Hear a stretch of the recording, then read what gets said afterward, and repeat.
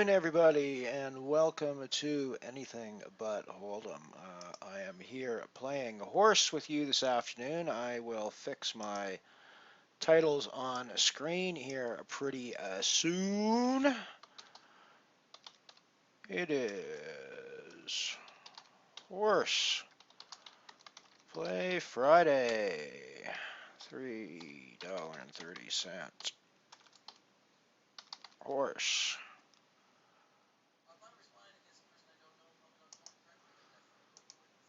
And it is episode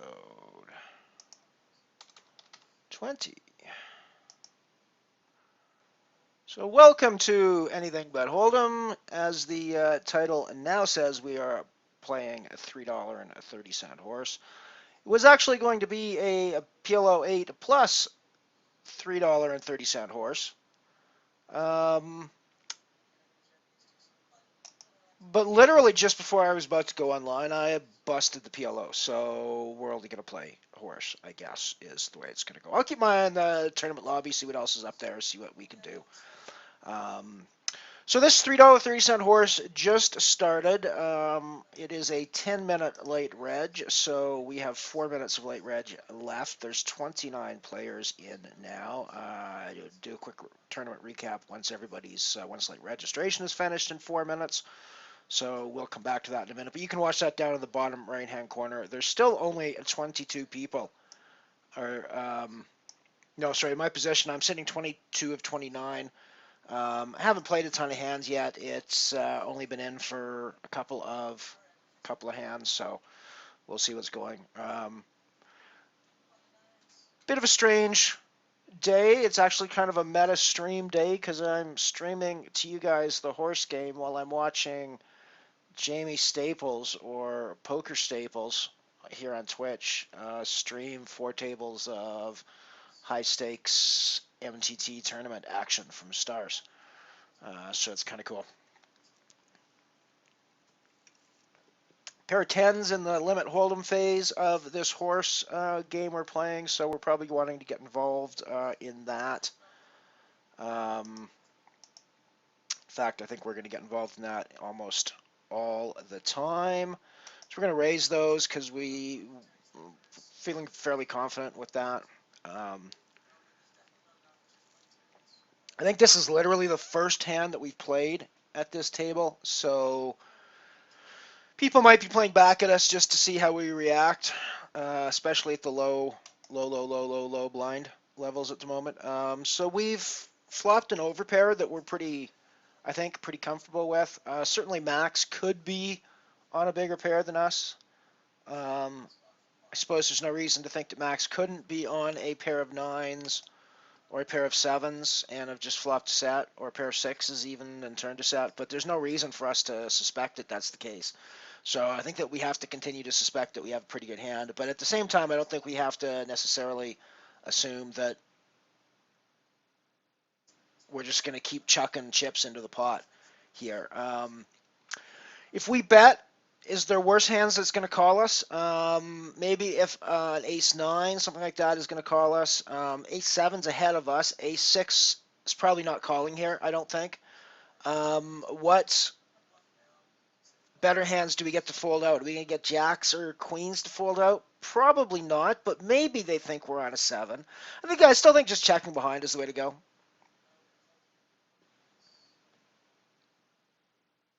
I mean, you certainly could put a value bet in there, and being that it's a limit, it's probably not going to hurt you a ton, but I think you could easily just check behind as well, because I don't think that there's really a ton of worse hands that are calling you. There's probably a few better hands that you might get to think that you're on a 7 and therefore fold out, like a pair of jacks or a pair of queens, but even that, I mean, I don't necessarily think it's credible to think I was on a 7 there. I think it's far more credible to think I was on the kind of hand that I was on, which was an overpair to the board, which means that somebody with jacks or queens is gonna potentially call me with that, thinking that their jacks or queens are better than my, 10s.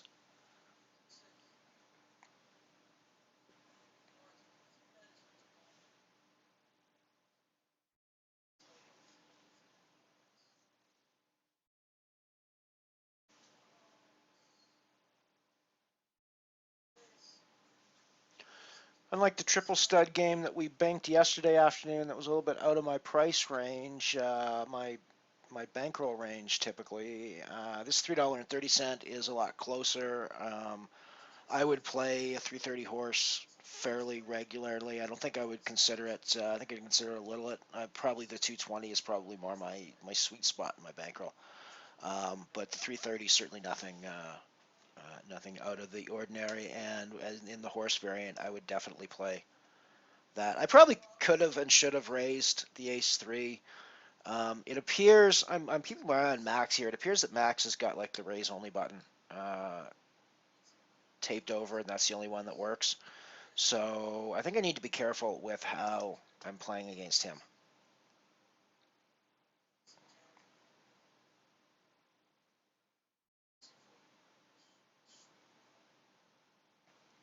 It's going to be nice to be able to blow because he's going to bloat pots for us when we have massive hands. But until we have massive hands, I think it's dangerous to get into too much of a bloat war with Max, I think.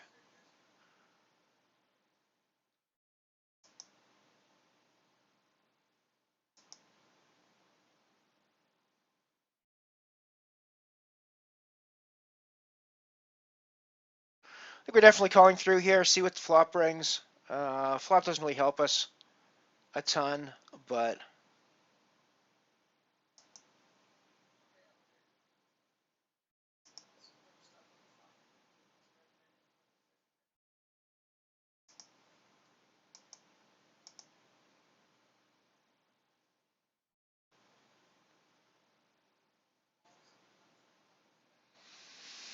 we could certainly float here. I don't necessarily think our jack is live anymore. I think there's a really good chance that Car Wash Delta is in here with a king of some sort. There's no reason to suspect that he necessarily wouldn't be in here with a king of some sort. Um, Obviously, the odds are crazy, but the odds are always going to be crazy in a limit hold'em scenario when you get to the flop and turn and river odds. So, especially in a multi-handed pot like this, so it's really they're really deceptive. You don't always necessarily need to get involved with them just because the pot odds are massive.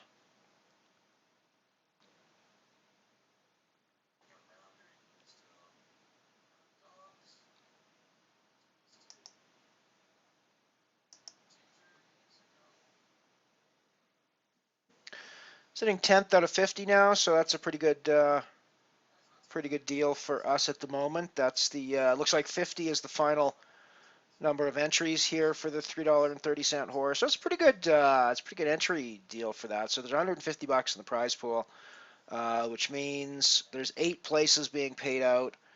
48.75 up top for first, and $6 is our min cash in eighth. So we double our buy-in minus rake for a min cash, and we're well over 15x for first place. So it's pretty decent spread for the prize pool, I think.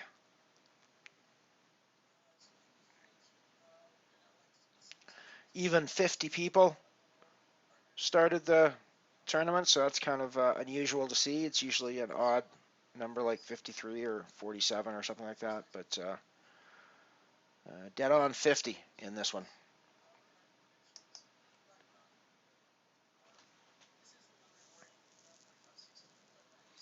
Still very early days. We're literally in the second level of the tournament at the moment, so I'm streaming this right from the start.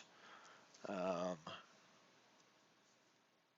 I'd actually been playing the PLO8 for about an hour before I decided to put it on stream. It was an hour of late reg, and I kind of wanted to wait until late reg was over before I put it up on stream.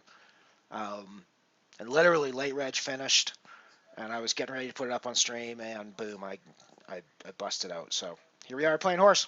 It's cool though. Horse is fun. Our horseplay Friday is gonna be a good time, I think.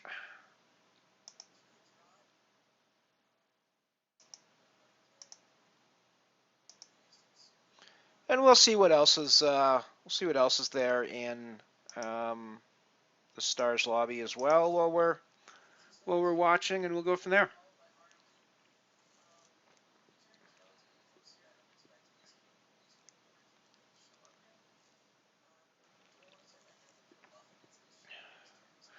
There's a 220 pot limit Badoogie that's late regging at the moment, but I don't think I'm going to get into that because of the limit Omaha high-low phase of this. Playing Badoogie and Omaha side by side gets really confusing, and it's probably not a good idea to do. It's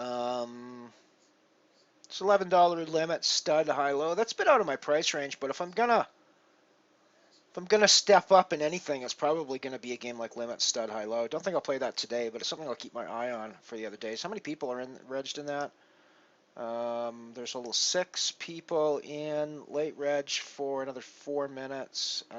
Might be a fun tournament to play one of these days. 7 people in now.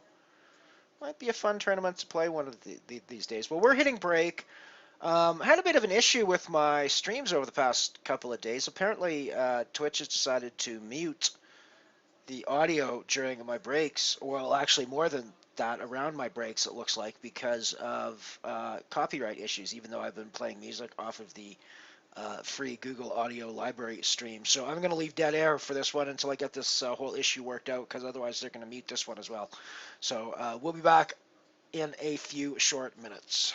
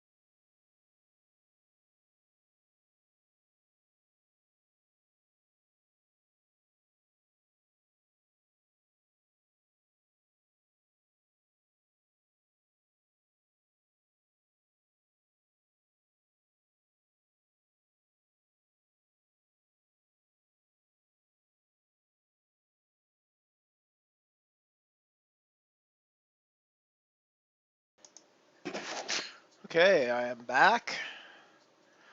As I mentioned, it's sort of a meta stream today because as I'm streaming, I'm also watching Jamie Staples stream 4 tables of fairly high stakes tournament action from Stars. At the moment, Jamie Staples, if you don't know, is a Southern Alberta pro poker player. Streams here on Twitch as Poker Staples, and yeah, does like a monster amount of streaming. So if you're looking for HoldEm stuff, go check him out. He does looks like I haven't seen anything but HoldEm on here today, but he's been playing pretty much constant for 3 or 4 hours at least. Been quite enjoying the action. Been quite enjoying his discussions um, and his whole show. It's good stuff. So go check it out at some point.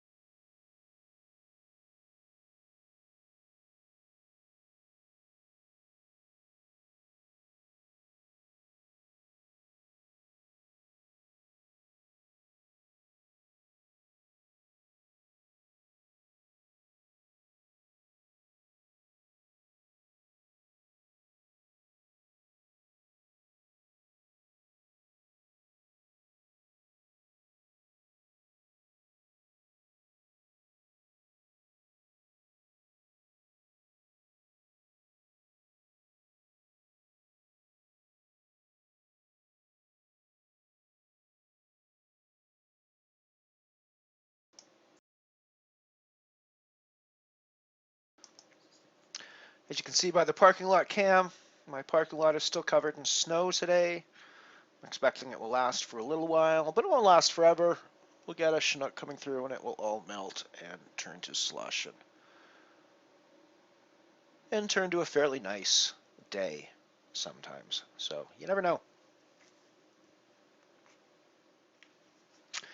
We are in the Limit Omaha phase of this stud game. I believe we've got about 5 minutes left in this level.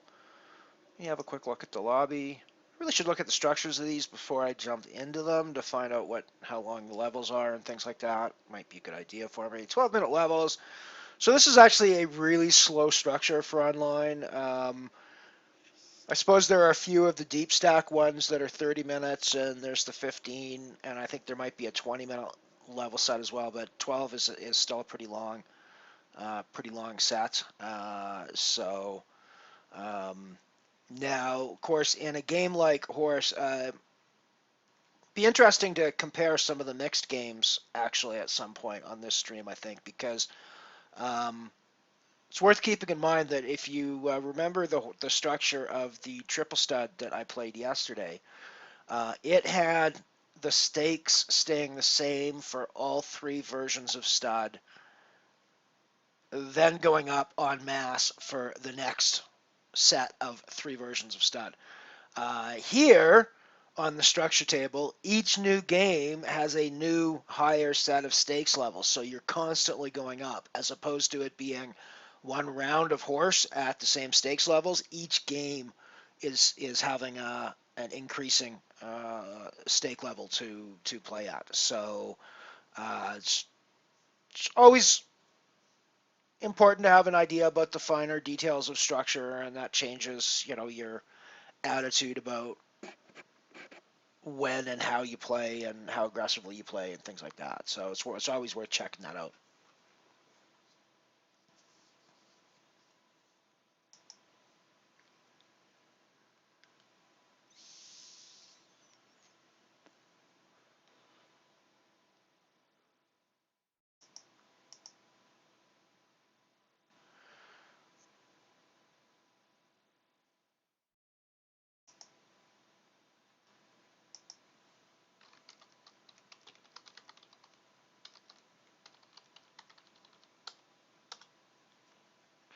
So it's good to have some people watching. So we play a little horse. The Limit Omaha high-low phase now. We've actually got 8 minutes left in the Limit Omaha high-low stuff, after which we move on to Raz. Horse is, I think, my favorite of the mixed games. There's not really much that I enjoy more. The 8 game, I get a little turned around sometimes in the No Limit HoldEm and Pot Limit Omaha phases, a little bit in the Deuce 7 as well. I suppose Triple Stud, I might consider that one to be my favorite game as well, but I'm actually, with the stud being 1 out of 3, like a third of the games, as opposed to 1/5 of the games in Horse, it's that being my weakest game. I think it's more of an issue with Triple Stud, although it didn't show up yesterday when I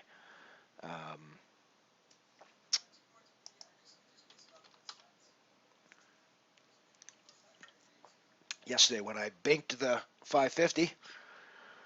Ace 4-4-10. This is actually a hand that you might, with the suit. It's actually a hand that you might. You're obviously happier if it's the ace that's suited, but I think you're a fool not to at least come in and see a flop for a limp here, and probably call a big blind that's raising the big blind after a few people limped in. So that's not the best flop for us, obviously. The diamonds are still sort of live. There's no reason to believe that Car Wash Delta being in the big blind is on any sort of king or 7 or overpair or anything like that, I don't think. It's far more likely that Max, I think, has hit this board than Car Wash Delta necessarily, although Car Wash Delta is in theory playing any 2, I think, being on the big blind. We're probably wanting to see a turn anyways, just to see what we get. That's actually a really good card for us. If either Car Wash Delta or Max has been playing Hearts all this time, then we've obviously just capped their heart nuts. So I think checking here to see what Max does is the way to go. It might lose us some value at the end of the day, but I think Max is betting almost all the time, and based on the previous action, it seemed like this was the way it was going to go, which gives me the chance to go to 180 and make sure that we keep that going. Because right now I've got the nuts with no low hand. Well, not the nuts. Two kings obviously is the nuts at this point. But and two eights now beats me as well. Two sevens I suppose I should say as well. But I mean I think we're probably capping this out as often as we can here for value and expecting to take at least half this pot. Wow. Sevens full of kings. There you go. That is going to happen from time to time.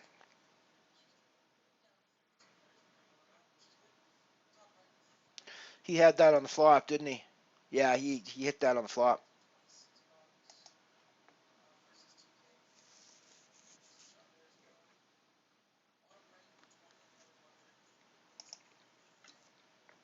Four, five, six is a pretty strong hand in high low, obviously.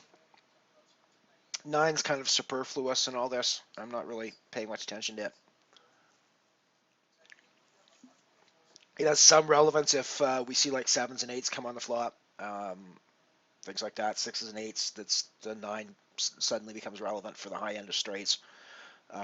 So I wouldn't say it's completely irrelevant, but it was never a huge part of the one of the main reasons I'm playing this is the 4-5-6, not the 9.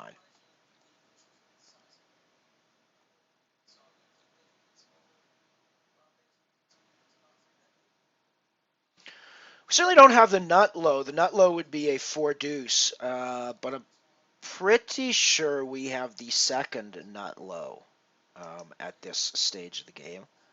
Um, so I mean, I really think we have to be continuing with this because I mean, obviously we don't have the nut low, and we obviously could be putting money in bad here. Yeah, we don't have the nut low. There we go. But we did take the high with a pair of sixes, which is pretty shocking, actually, when you stop and think about it in a game like this. Taking half that pot with a pair of sixes is pretty darn shocking, I think. Good evening, Hammer. Yes, well, hopefully another big wing here on the 330 horse. We'll see what happens.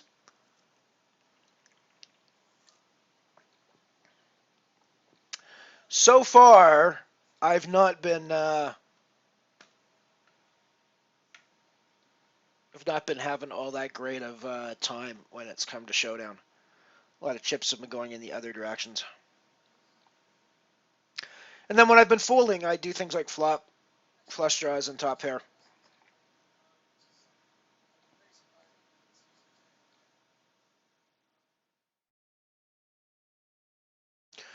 Looks like there's probably an ace spade flush out there somewhere, I'm guessing. No, there was not.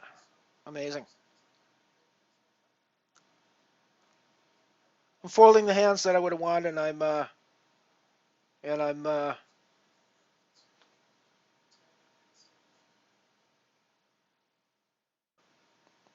playing the hands that I'm going to lose. Yeah, I wish this was more bankage. Unfortunately, this one's not even bankage. So it's actually kind of a meta stream today. I've been mentioning this all along. I am streaming to you while on my television set. I am watching Jamie Staples stream 4 tables of fairly high stakes tournament action from Stars as well. Um, he's Southern Alberta pro that doesn't live too far from me, and I've been watching him all morning. Um, been watching him all morning doing his thing. So it's kind of cool.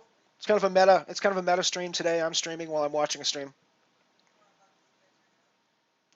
I was thinking of turning my webcam over to.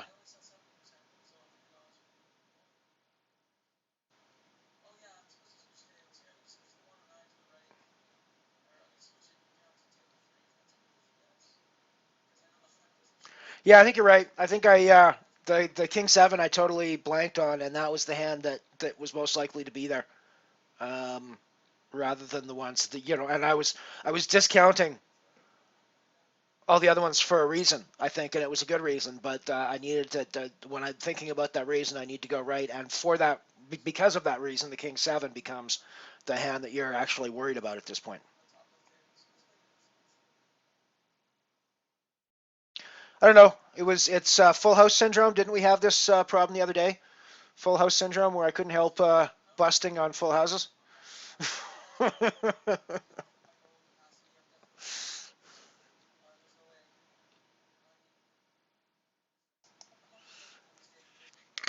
pretty sure I had the full house. I'm pretty sure I had the full house syndrome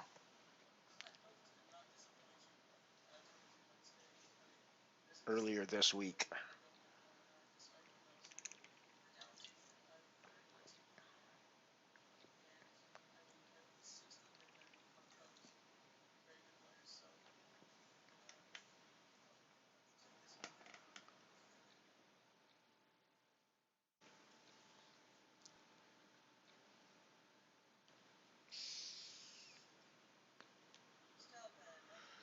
So looks like we're into the Raz phase next time around, by the look of the clock.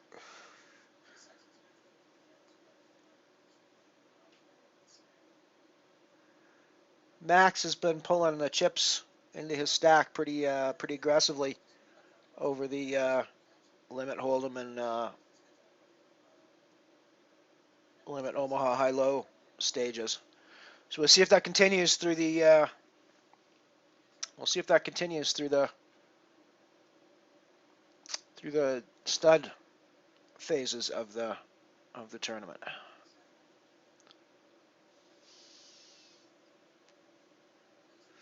We're obviously raising this if it folds to us. If Mooney comes into the pot, we can certainly choose to get out of it if Mooney comes in. But if Mooney's out, yeah, when Mooney comes in, we don't really need to play a 98, which is a relatively weak hand at this stage. We had to raise the ace into the king if it folds to us, but there's no reason we don't need to continue that hand in a Raz context once Mooney comes into the pot.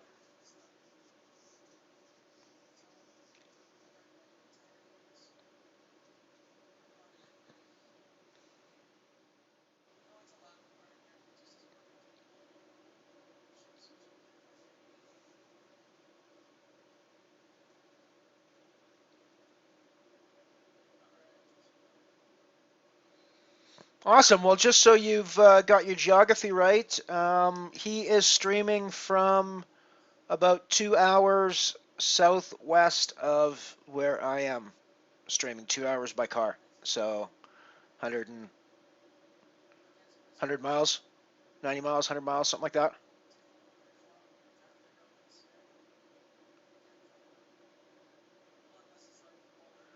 That's developing into a very bad Raz hand that we don't need to be a part of.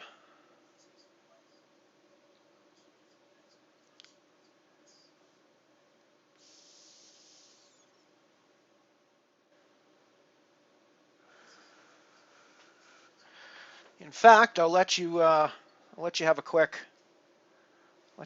look.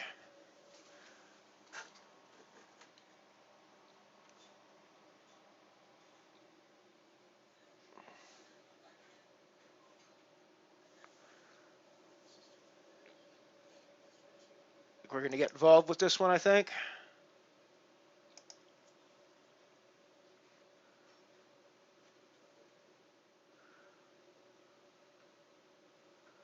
So there we go with my TV screen on good old Poker Staples.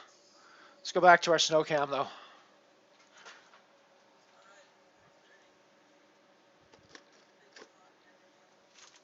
There we go. We're back on our snow cam now.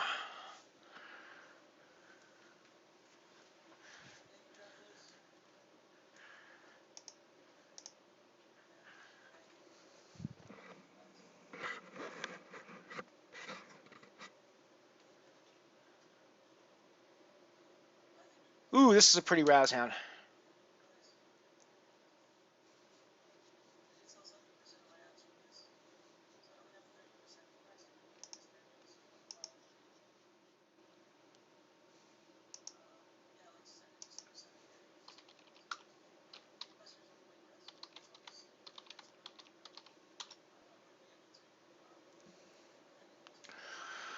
Oh, and of course we pull the king. We're going to go one more street, see what we pull for our next card. The jack, which is a crap card as well.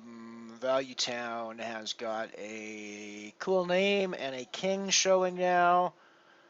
King Jack versus whatever. I mean, I think we're drawn pretty poorly at this point, so I don't really think we need to be totally involved.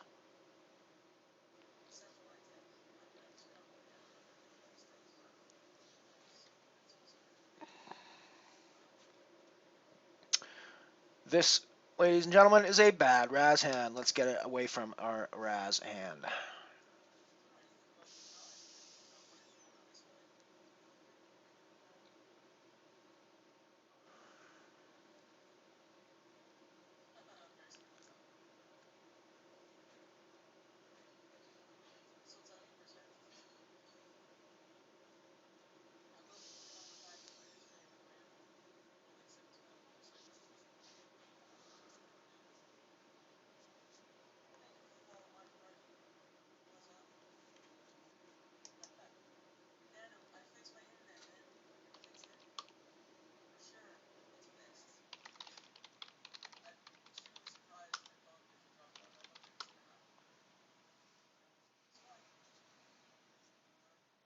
Yeah, yeah. Well, I suppose that's true. They may not have this they may not have this knowledge available to them. I don't think either of those wins has hit Hindenmob yet. So I think it's probably premature for anybody to be thinking about them. I have a feeling that Hindenmob probably doesn't work with $50 online binkage wins in triple stud tournaments. But hey, you never know. Maybe if I submit it, maybe they'll make me a page if I submit my $50 triple stud win. Oh, why do you have to draw me so badly in Raz? Why?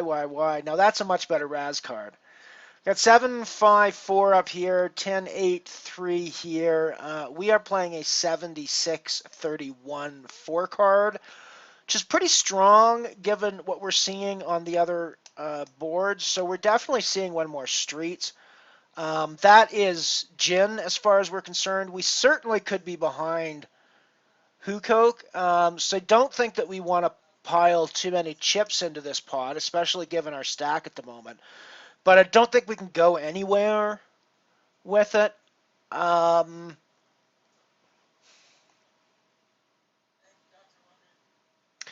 I think this check is a chance to check raise me, but I'm going to value bet my 76 anyways. No, it's not a chance to check raise me. That's surprising.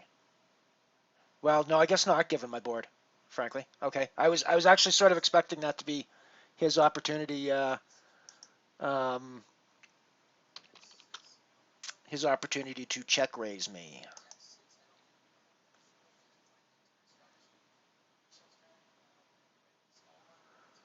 Binkage. That was a nice little pot to pull down.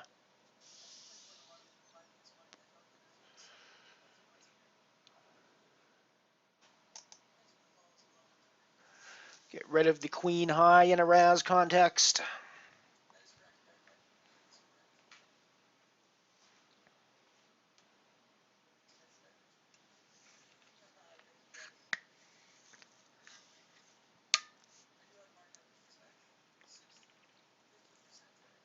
I hope you saw the little preview I gave you of Jamie's stream that I'm watching at the moment when I turn my camera over to the TV.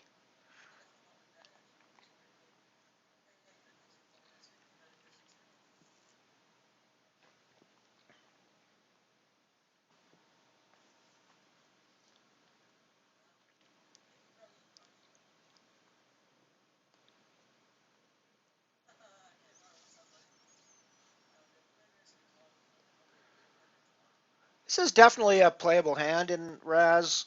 The 7 deuce certainly plays a lot of times, but I don't really think I'm going to be a little bit of a taggy player at the moment, tight aggressive. So we're gonna going to back off and chill a bit.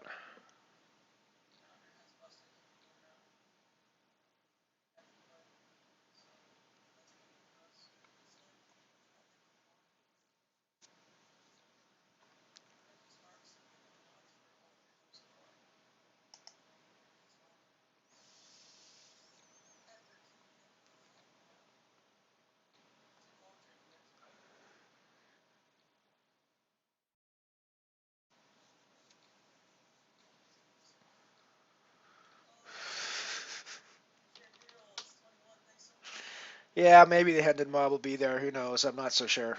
I'm not so sure.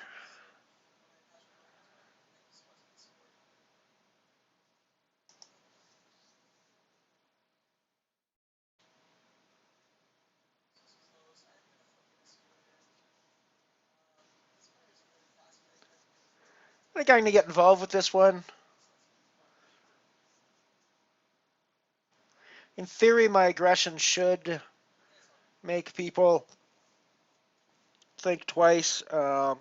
Apparently not if you're Black Surgeon, but you know, that's cool. I haven't been playing a ton of hands, and when I have been playing the hands in Raz, I've been taking them down. So I think he probably would respect my raises a little bit. I mean, obviously we haven't drawn great, but he's driving even worse. So we're continuing to bat. We're continuing to bat. Obviously now, like we're at that point we're shoveling chips in as much as we can.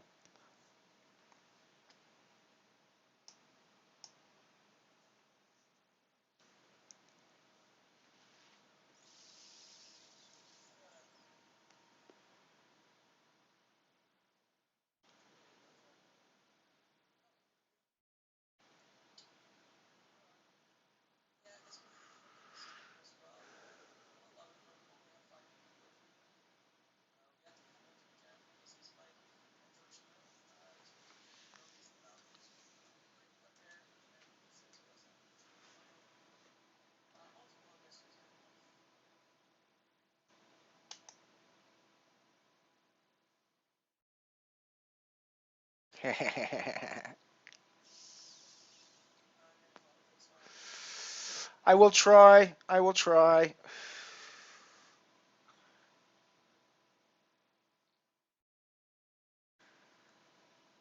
We are playing Limit Stud now. I have noticed that the game has changed from Raz to Stud, which is a very important skill when you are playing games like Horse. It cannot be overstated how important it is to recognize what game you are playing at the moment.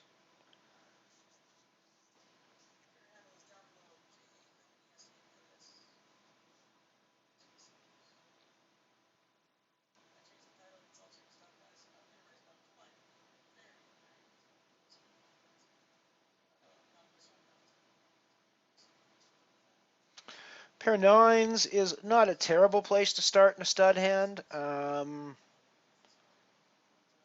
Might even be worth throwing a bet into at this point in time because I think there's no reason to believe that we aren't the best hand at the moment.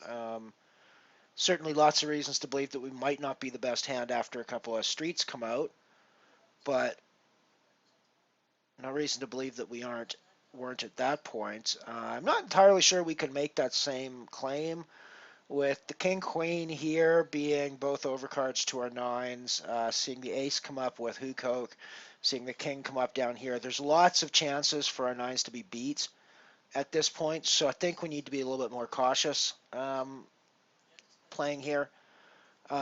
We've just obviously backed ourselves into a gut shot straight draw with the six. Um, we obviously see that our nines are beat at this point, so we need to improve to win anything.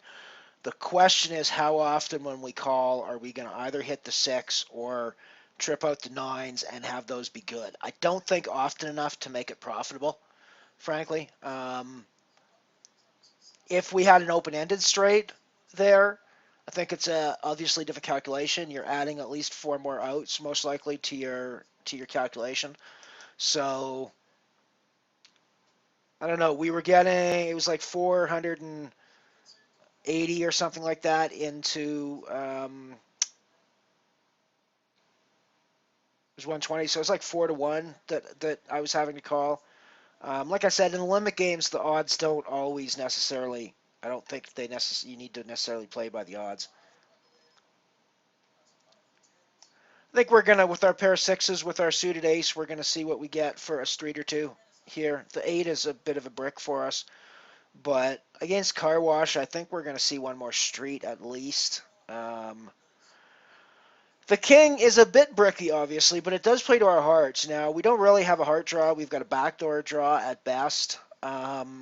So, again, I think we're in a position where paying to draw, we're getting like just over 3-1 here for this at the moment, 220 or 120 into there. I get paying to draw. I don't really think we're getting the price at this point to draw into a backdoor flush and just a single low pair like that.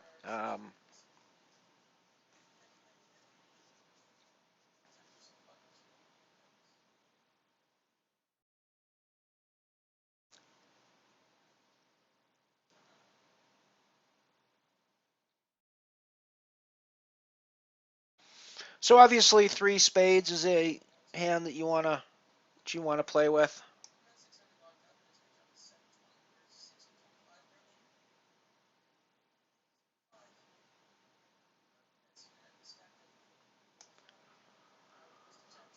Pretty happy to see the tens up there. We got a pair of tens over here. That's pretty funny.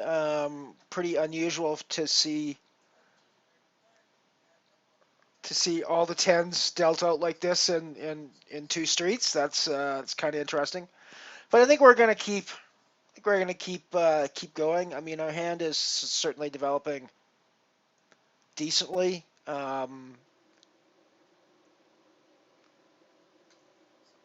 It's Value Town's telling of a story that's hard to believe by raising against two hands that he can't have. He's got to have trips. He's either got to have 4-4 or 8-8 back here to have either of these be beating us.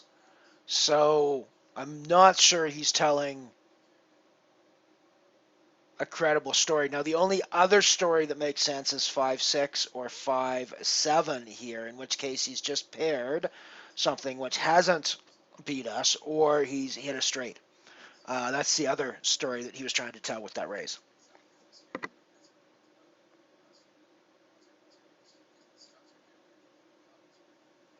And it's a story that he's continuing to want to tell.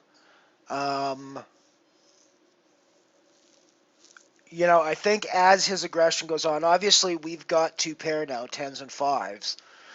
So our hand is stronger than it appears. I mean, I don't think we can do anything but continue. Given there's obviously a reasonable chance that he was either rolled up with fours to start this, or he had two eights back and tripped out his eights on 4th Street. But the other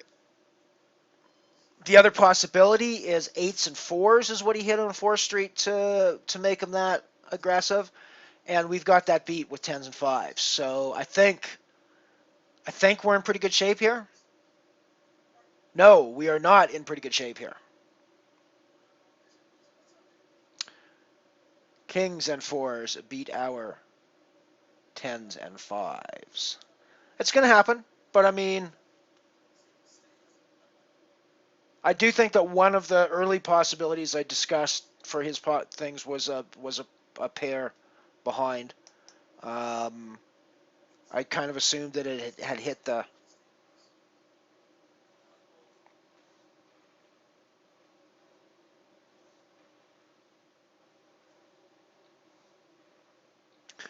No, I think that's actually very good advice, Hammer. Thank you for pointing that out. Seeing the, yeah, having more knowledge of the dead cards is definitely important. It's sometimes really hard to see on the online tables, but I take your point. When it's not hard to see, I need to be paying attention to them more.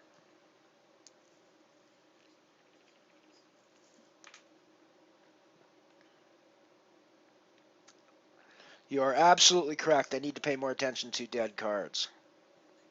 So pair tens. Didn't do so well with pair tens last time, but then again we were against a pair of tens, another pair of tens that was showing alongside ours at the same time, so we knew we weren't going to improve them. So I think we're going to get involved with these. I don't think I need to raise at this stage. Um, Certainly want to see at least one more street before I get too crazy. We got two possible flushes developing over here. Not that I necessarily believe that they started the hands with their respective flush cards behind, but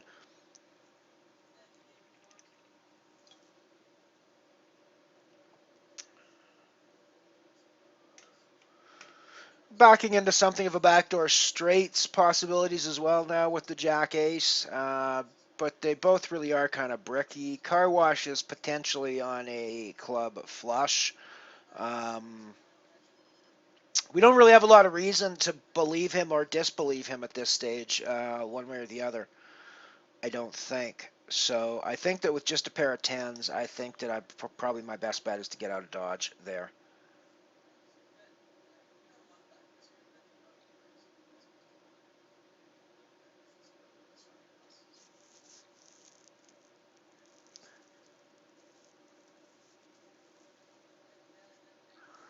Not sure what made me believe that he had the flush there, but it just felt like the odds were that he was betting with a flush there. So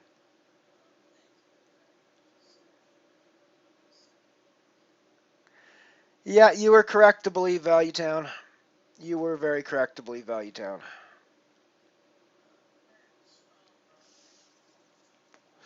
Although we were ahead of him until he hit the four on 6th Street.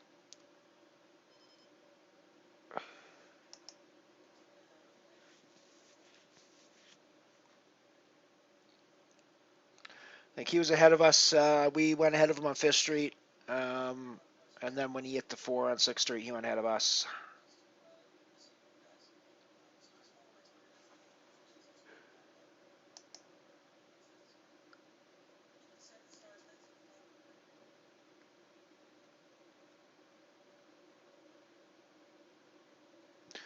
Those are the sorts of hands that happen a fair bit in the sort of stud games, I think. Um,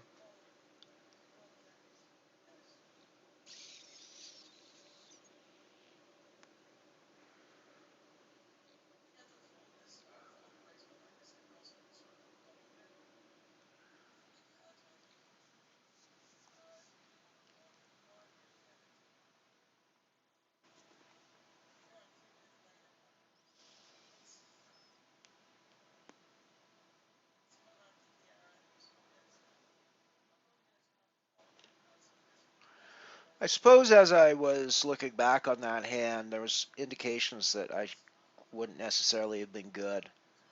Um,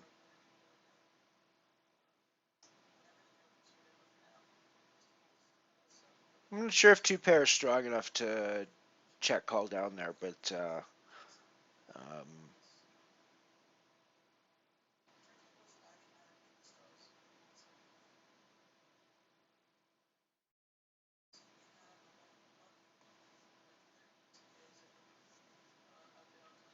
I think I'm relatively happy with the way I played that hand at the end of the day.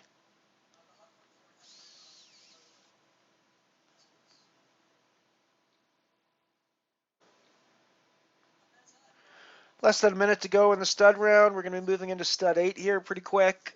That's more my game than stud.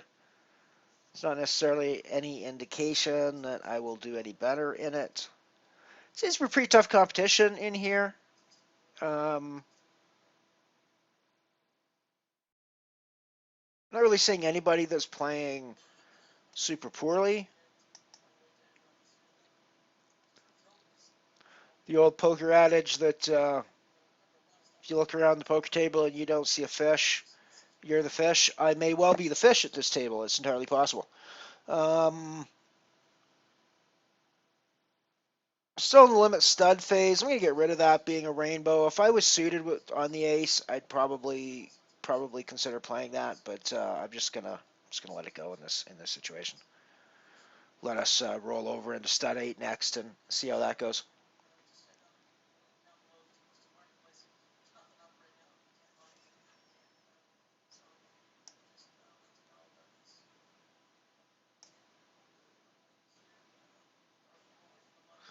Say hello in chat if you're watching. Let me know who's out there. Click the follow button if you haven't already done so, please.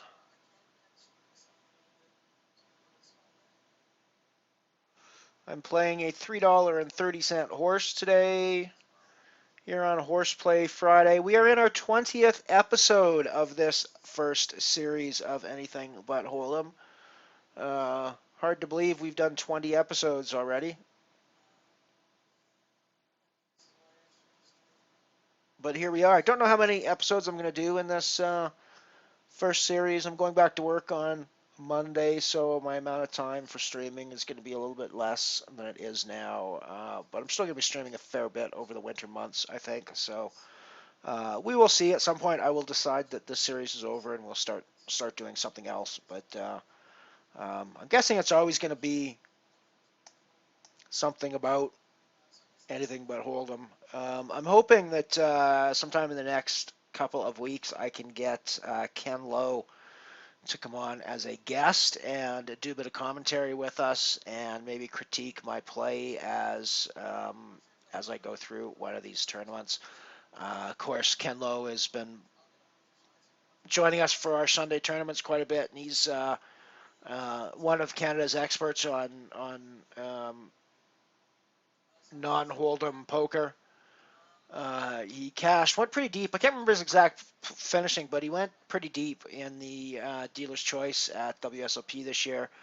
Um, and he actually wrote a book about. Um, he literally wrote the book on Vex games. So he's definitely going to be an interesting guy to get on for one of these, and I'm hoping to get him on sometime when I'm playing something like a horse or an 8 game where it's a big rotation and we can get his input on a lot of different games. It could be a shame to have him on and only play pot limit Omaha high low, because then you're only getting his expertise on a single game. Whereas if we get him on when I'm playing 8 game, well, there's 8 games that he's going to be able to give advice on as we go through the tournament. So I think that we're probably going to get much more for our much more bang for our proverbial buck, shall we say, if I have him on for something like an 8 game. So gonna try to work that out over the next couple of weeks, and we will make sure that I advertise that pretty heavily in advance so we get people out for it as well.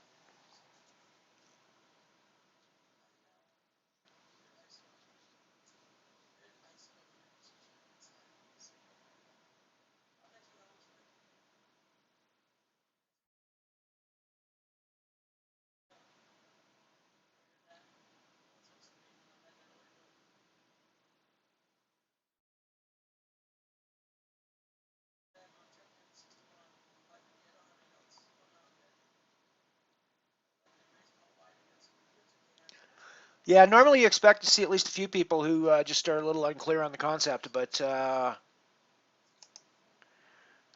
so far this table seems pretty clear.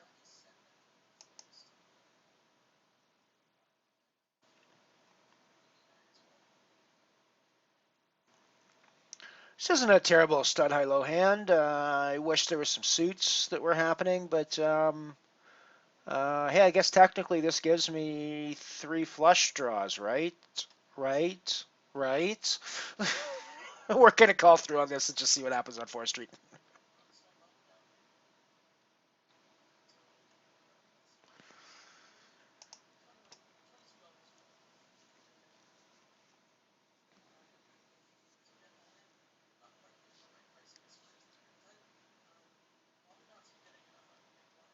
That's a pretty decent draw for the high-low.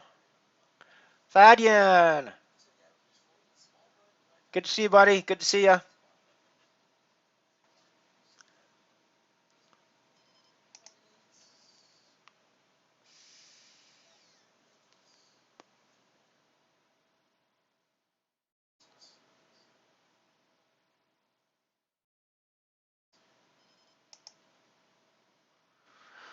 I'm still reasonably comfortable with my low draw at the moment, although I haven't actually hit it. I do not have a high, obviously, so I'm vulnerable there. But if I draw into the low, I think I'm actually pretty comfortable with what I've got, which of course I brick on both ends. 2, 3, 4, 8, 9, 10, jack, none of which makes any sort of straighty things. Yes, Ken has been, sadly, Ken has been our bubble boy twice in the Anything But Hold'em weekly challenge. Um, so hopefully he won't start hating us here at Anything But Hold'em if that keeps happening.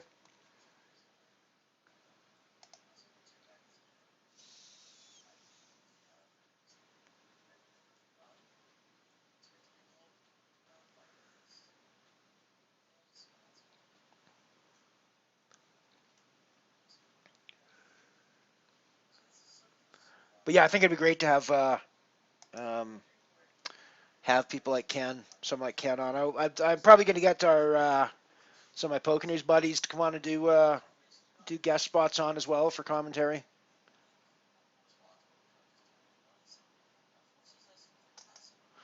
But I think I'm fairly safe in saying that if there's a non-Hold'em game expert among the Poker News Canada staff, it's actually me.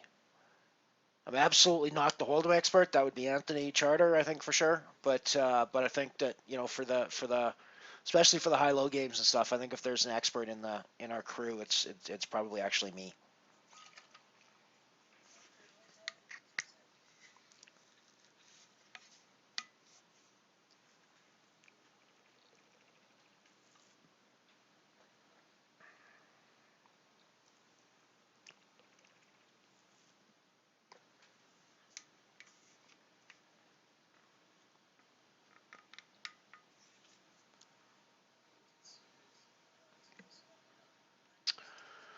I think that's worth some chips in a stud high-low context. All the spades are obviously very pretty.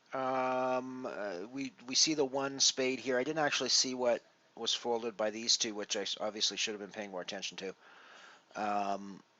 But we don't have a ton of dead spades out there that I can see so far. So I think we're pretty good here. We got two cards that play for low. Um, we're three cards to a low now, so that's not a terrible place to be on 4th Street. Still, the flush isn't developing in any way. Our spades. I think because we can complete the action, we're calling through for one more street. That's a very pretty card, actually. That makes our hand mega strong. Obviously, we still don't have either a high or a low, but we have pretty nutty tasting draws in both directions. So I think we're starting to be pretty happy shoveling chips into this pot at this point because we're looking pretty good on both ends. Our chip stack is low enough that at this point I think that if I'm not trying to put chips into the pot with a hand this strong, there's something wrong with me. Um, Pair of kings, no reason that would change for any reason whatsoever. So we are through.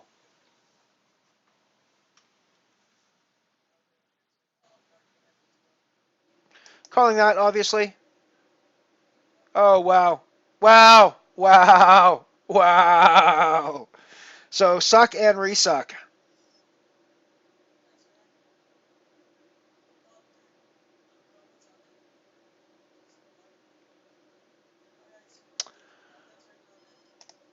Suck and resuck. That was that was binkage, followed by anti-binkage, followed by binkage. Gotta love that.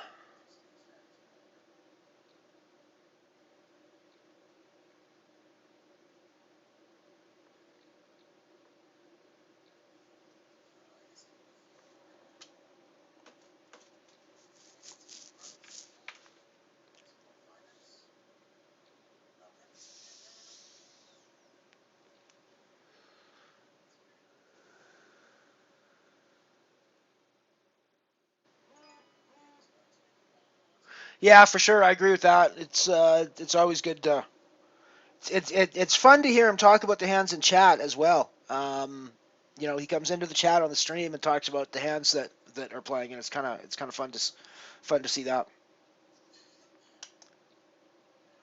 Not thrilled by this hand in a high-low sort of situation.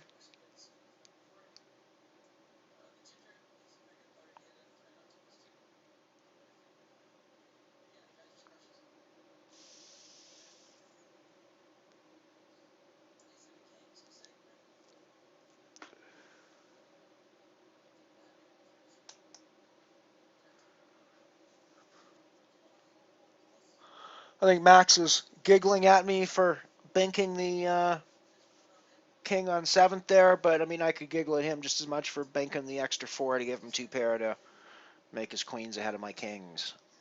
So, like I say, bankage, anti-bankage, and rebankage.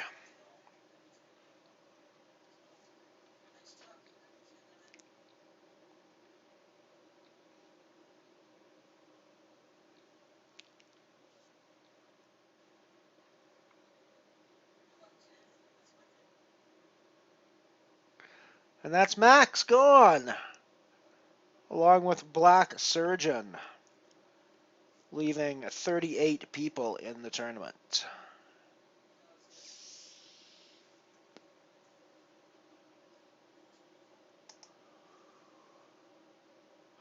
We're basically at the end of our first rotation of games. When this hand is done, we'll be going into Limit HoldEm for the second time. So yes, we have completed one revolution of horse, and we are sitting with 38 people left in the tournament. My position is 18th, with not a horrible chip stack, but not a great chip stack either. So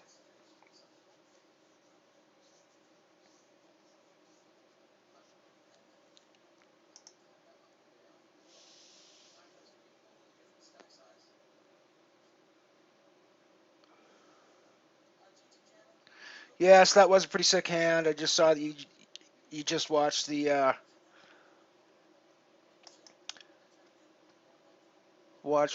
sick twisting path of bankages in the Trip King's hand.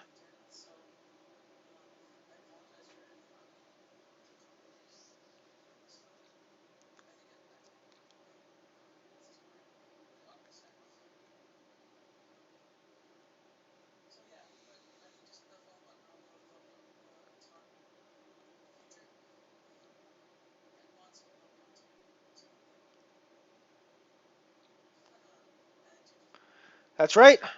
That's right. I should change my PokerStars handle to Binky McBinkster, but then everybody would know, right? So this way I can be like stealthy McBinkster instead of Binky McBinkster. So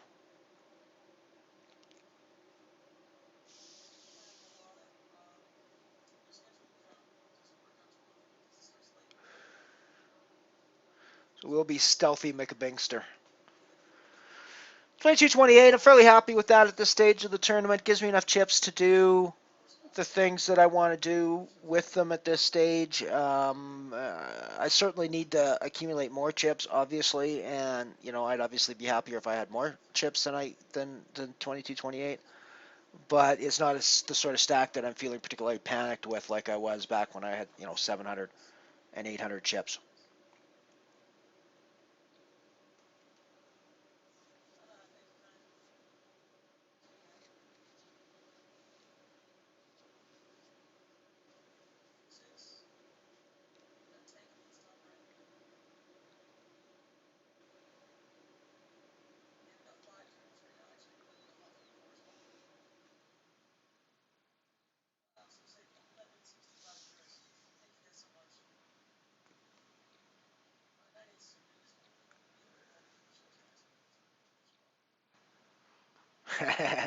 That's true. The one with the chips gets all the giggles. I've got you on that one.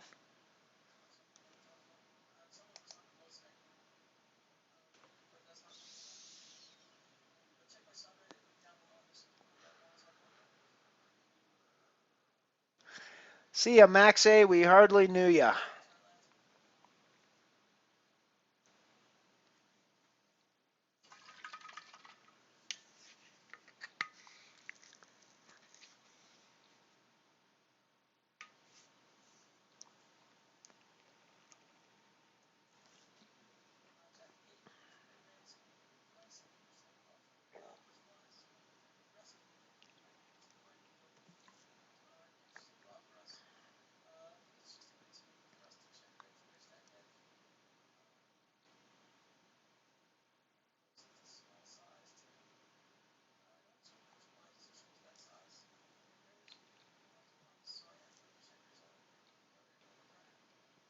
Oh, 10-5 in limit hold'em. I don't really think I need to defend that, frankly. I suppose I could. I mean, obviously we got 4.5 to 1 odds, but I don't really think that that's necessary, frankly.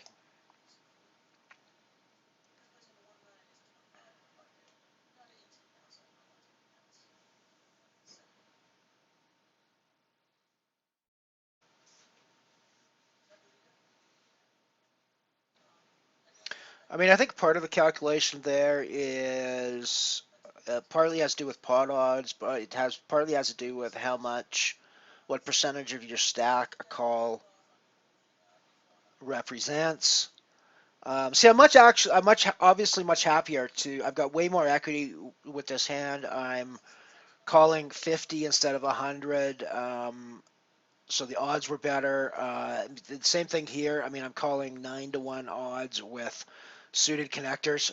So I mean, I'm pretty happy to be involved in this. Um, Flopping top pair. I mean, I can't really be too unhappy with that. Although it wouldn't shock me if Dramaturge is in with a pair like nines or tens or jacks at this point. Equally, I don't see any reason why he wouldn't be on something like an ace, king, ace, queen, ace, jack, be trying to continue after the flop to just take it down. Um, Likewise with Razoo, I don't think I can go anywhere with top pair, so I think I have to stay involved in this. But yeah, a lot of people think Stealthy is my brother, but in fact, you never see Stealthy and Binky in the same room together, right? You know, think about it.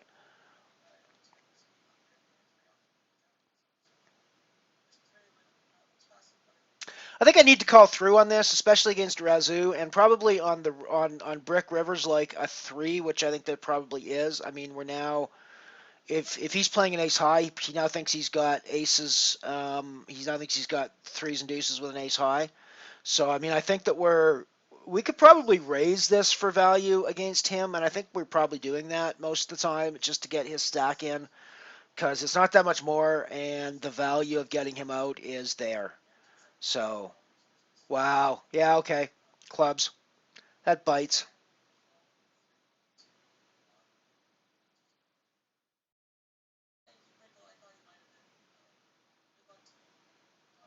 That's okay. We'll get him back.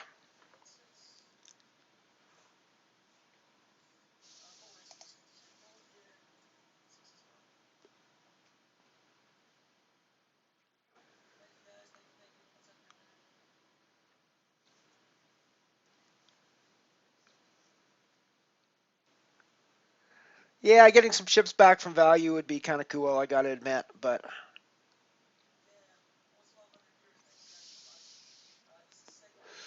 now that I gave a bunch to Razoo, getting chips from anybody at this point is pretty important, I think. But yeah, good point before he gives them all away.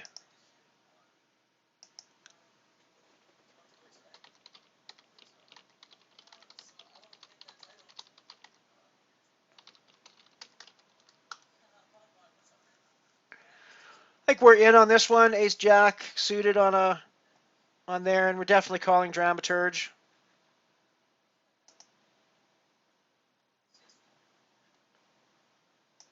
We're definitely calling through on this.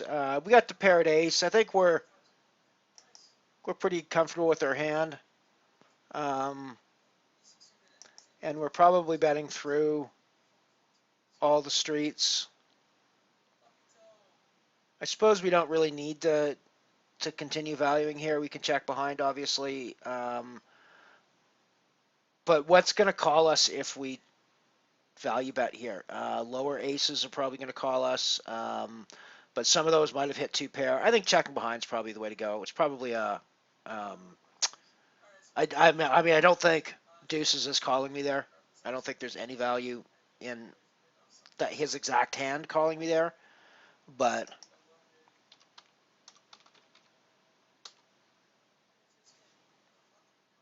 folding to the 2-3 as we go on break here pretty quick. So I'm going to mute my mic and I will be back in a few short minutes.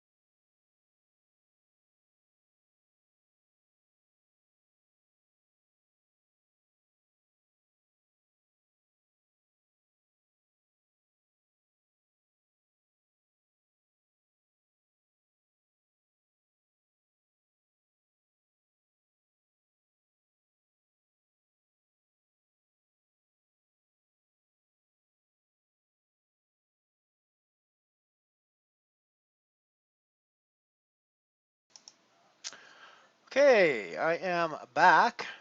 Yes, that was a pretty crappy hand right there at the end, but that's the way it goes sometimes. We just have to build our stack back up again, and we'll be okay. We will be okay. And we did actually, manage to build our stack up right before the break, so that was pretty cool.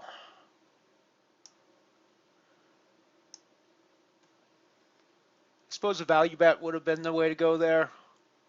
I don't know that he's calling with his exact hand. I suppose there's things he would call with. I'm obviously getting snapped off by a lot of better hands there as well that could potentially be there, so I don't know. I don't know.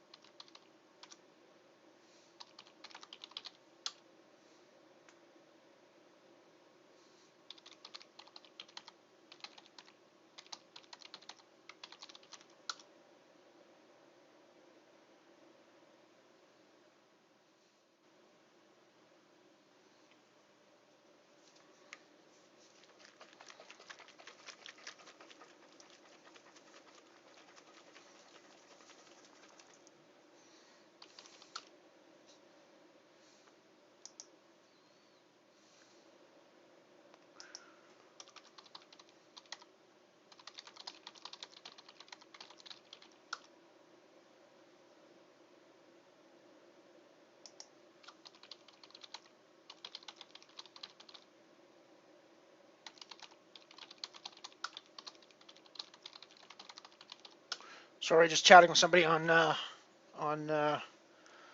another window as well. You're back in. I folded my Jack 7, which is not terribly surprising or unusual.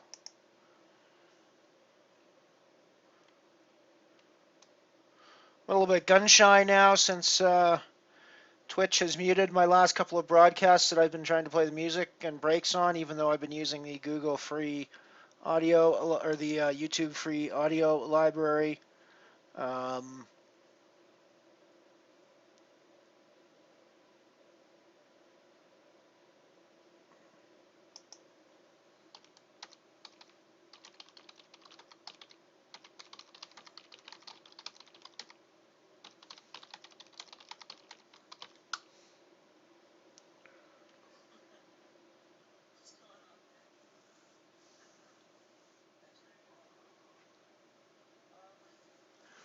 Queen 7 on the big blind. Not hugely thrilled by that sort of a hand either, frankly. I suppose we could defend here against Value Town. I don't know how often we're going to get a ton of value back out of a Queen 7 defense, so I think we got better places to put our chips down the road.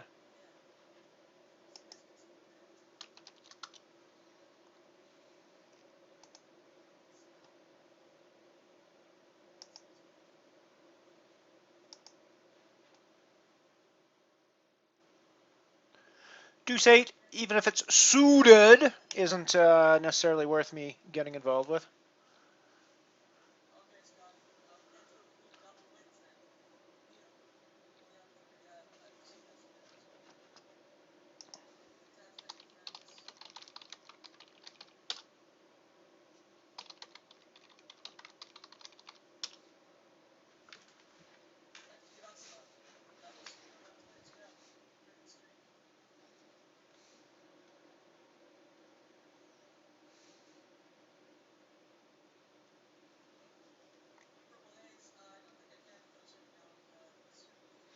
Okay, gonna raise my King 9 here. Fairly strong hand on the button in a limit game. Don't see any reason to think Deadly Deb has an ace necessarily at this point. Less so now that a second one has come up. I think the King High can still easily be good here.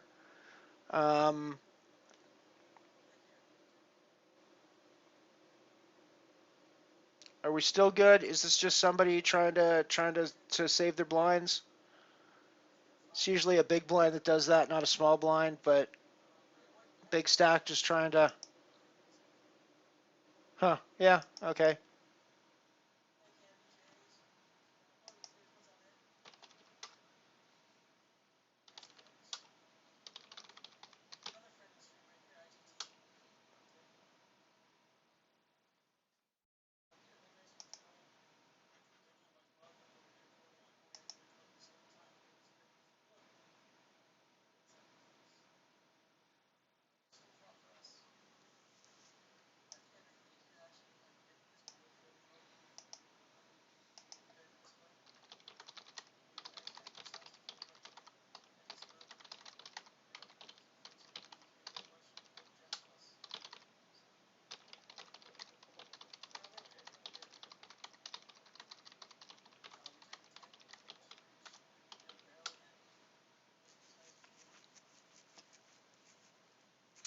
In the limit, Omaha high-low. This is a pretty decent-looking high-low hand, so we're going to get a bit involved with that.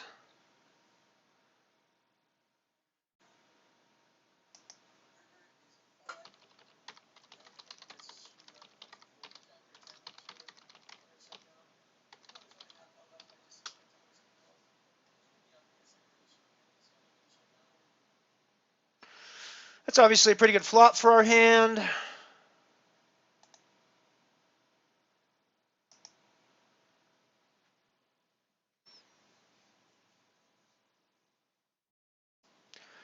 We're definitely continuing. The question is, are we raising here? I think if we're continuing in this pot, we're probably wanting to put our money in. That said, we don't actually have a hand at this point, so maybe we want to try to conserve a stack for another hand to a certain extent.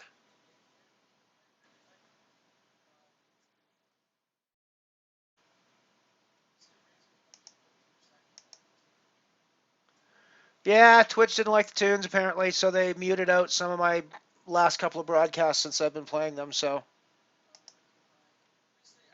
ah, see, this would be the gin card that I have. So this is why you call on the previous one and you raise here so that you can get all your money in at this point against people who think that you're just trying to push them off. That said, I mean, it's obviously the 3-5 is definitely a possibility here.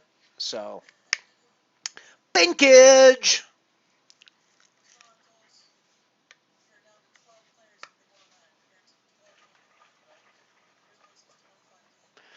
This is obviously a pretty decent high-low hand as well.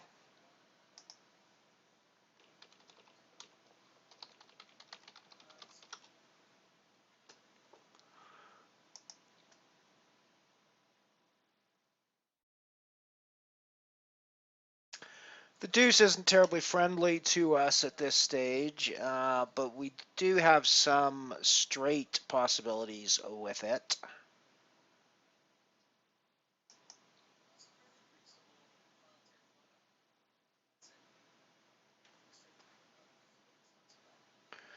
That does not help our straights much at all.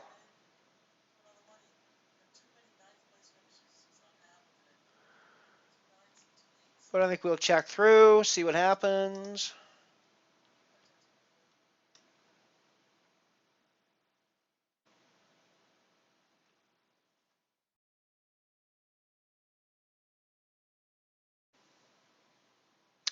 Yeah, we've got still straights there, so I think we need to keep going. That is one of the straights. It gives us the sucker straight.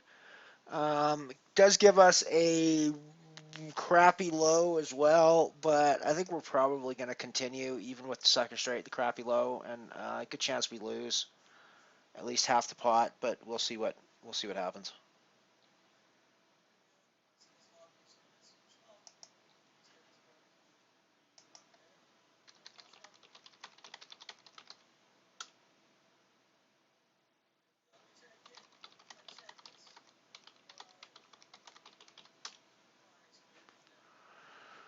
Alrighty, this is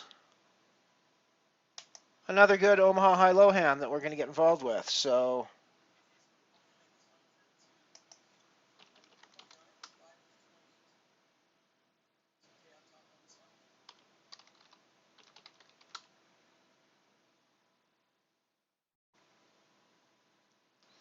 deuce isn't great, but we still have the 5-ace playing, which obviously plays nuts to the 3.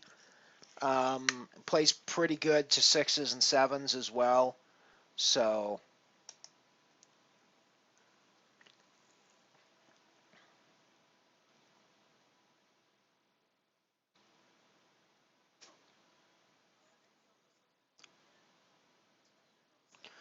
alrighty, so I'm just giggling at myself.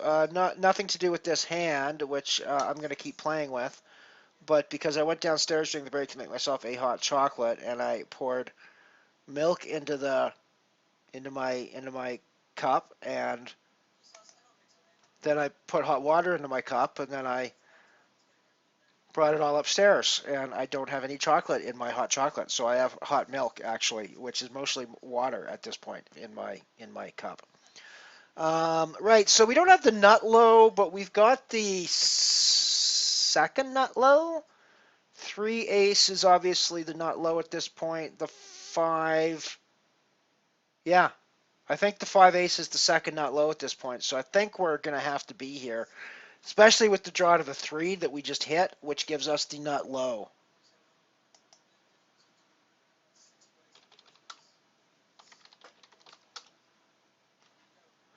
We're obviously in this with the nut low.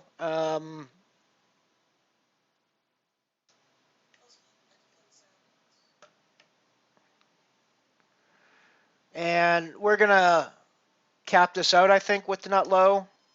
I mean, our worst case scenario is that we're splitting it with someone, I think, at this point. So,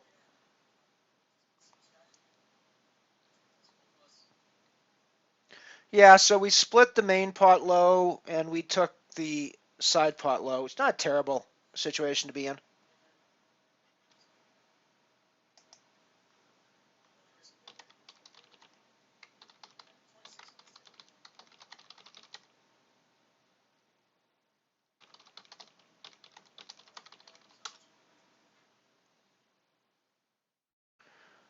Folding that.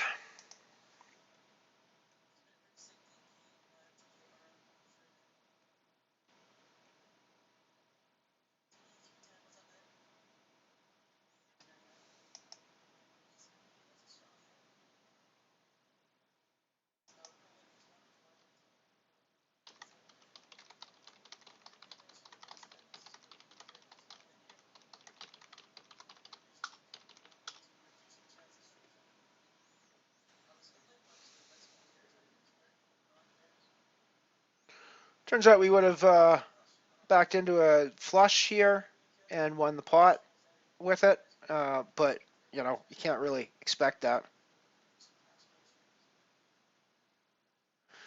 The crap low ends up being good. Yes, it does. Yes, it does.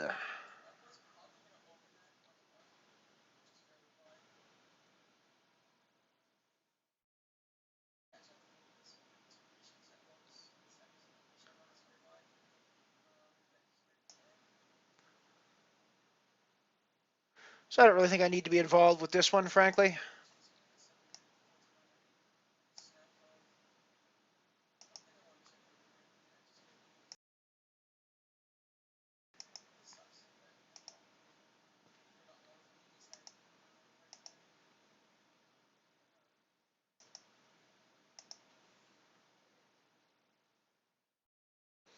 Of course, once again, I've turned into the flush draw. Didn't river it, though.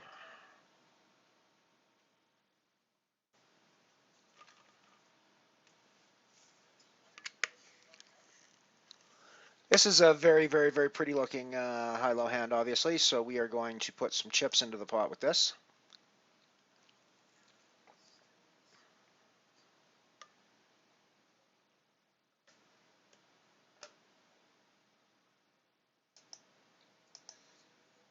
That, milky water, is a very good description of what I'm drinking. It's a shame we can't play 4 of our cards in Omaha, or else we would actually have the wheel straight at this point. We need. That said, with the 4 out now, we have the nut low draw. We need 2 cards to the nut low for sure, but we also have a wheel draw straight in that any two cards out of these four that come, we hit the wheel straight.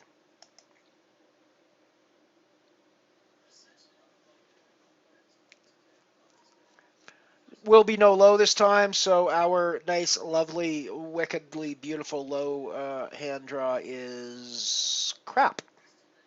Big pile o' stinking dog poo. We're out of there. Yes, that one worked out very nice, actually, with some extra bankage.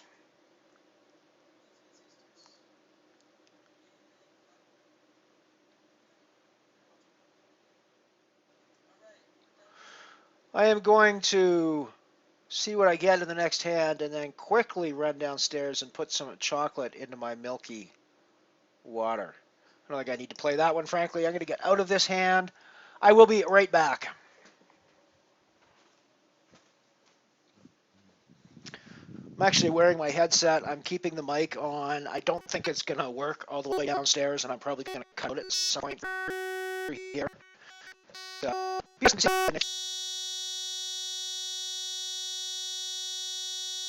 still hearing me while I poke.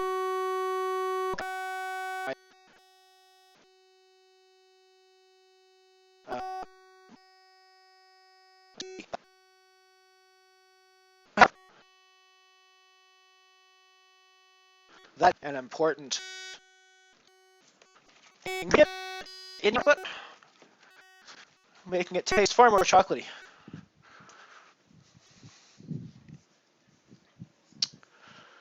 And I'm back. And I'm back. And I didn't even really miss a hand that I was necessarily going to want to jump in and play with, so that's pretty cool.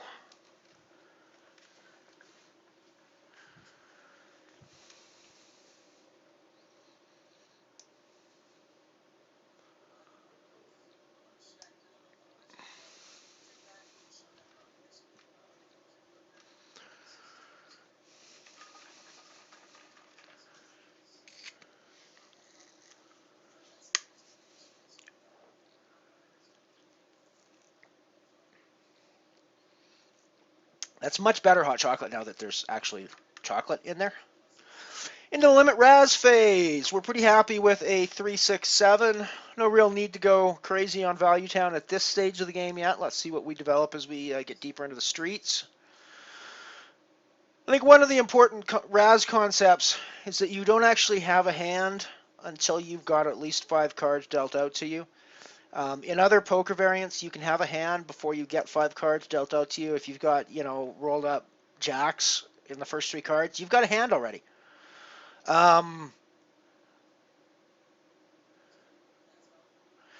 He's playing an 8. I'm drawing to an 87. I think I'm probably...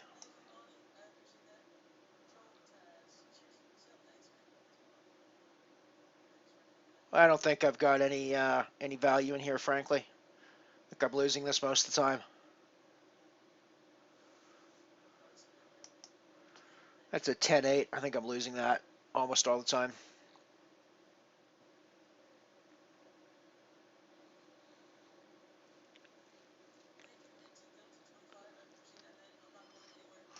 It's a pretty crappy Raz hand there. The ace is obviously nice, but that's the only card that you care about in there.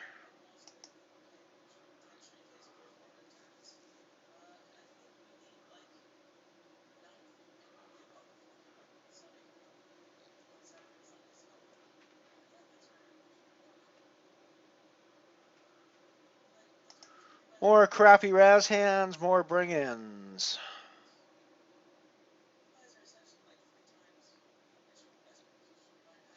Nice to see a few people watching. We got our snow cam up here, just keeping an eye on the snow in my parking lot. It's still there for the record. Hasn't moved, hasn't melted, hasn't changed. It's still there. So.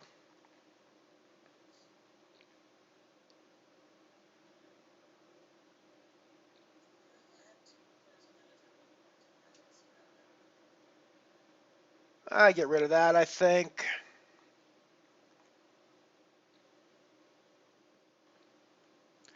It's been a pretty up and down. It's been a pretty up and down tournament so far. I've been hitting big hands. I've been getting reverse banked with big hands. It's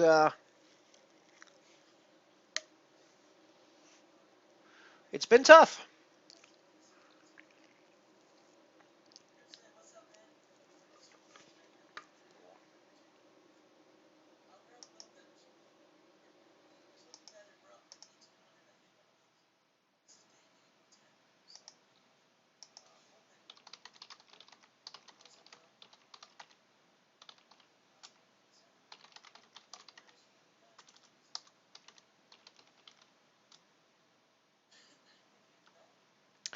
My mic was assaulting your ears when I went for hot chocolate. Does that mean that you s- simply? Oh, it was having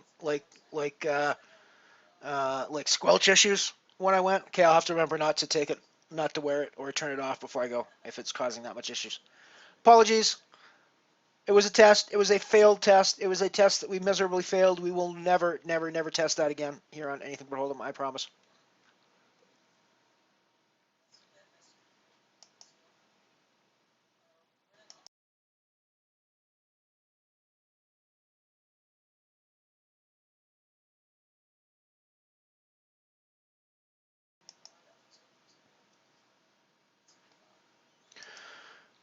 Bring-ins, all the time. The bring-ins.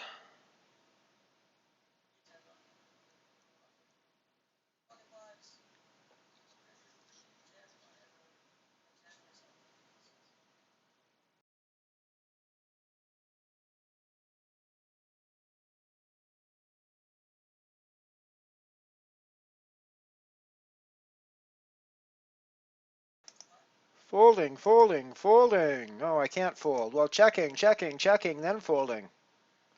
Check folding, check folding, check folding, folding, folding, folding.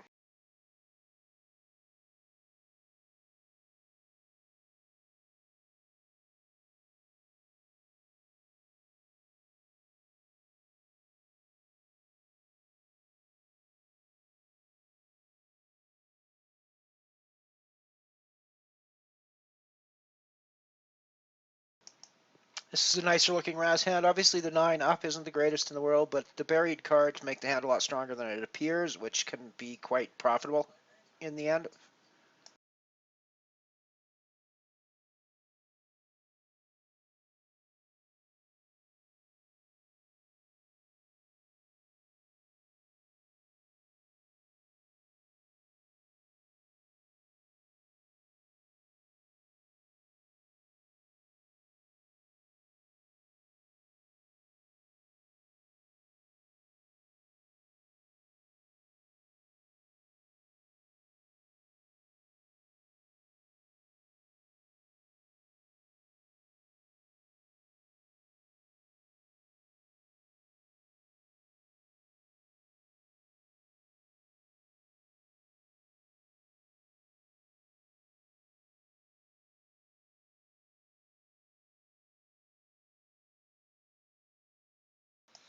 think I'll probably see through for one more street on this with my 96 at the moment.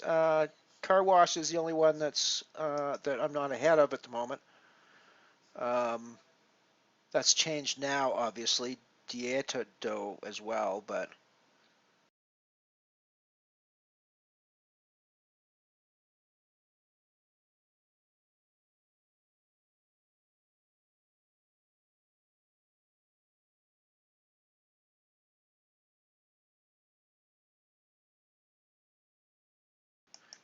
think I can safely get out of the way there a fair bit, frankly. Um,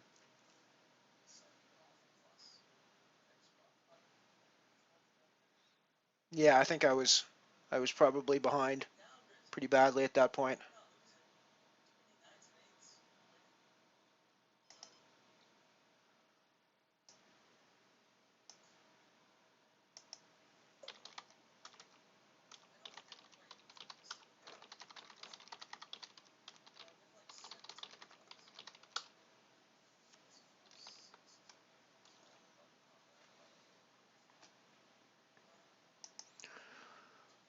Not really the hand I want to be hugely involved in right now.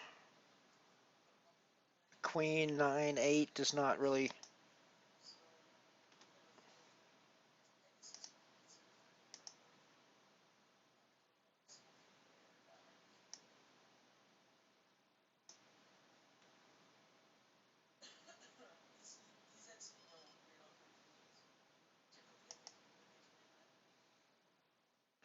Well, is the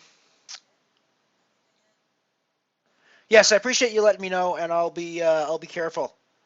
I'll be careful not to play around with it too much when I move around from now on.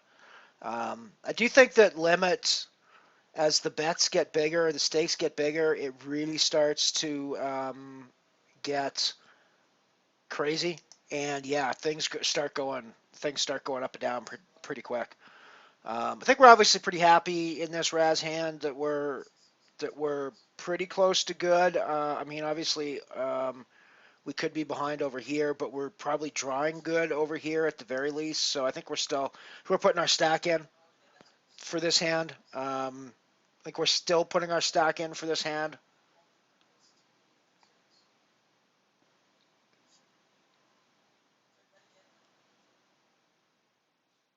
I think at this point we're in deep enough.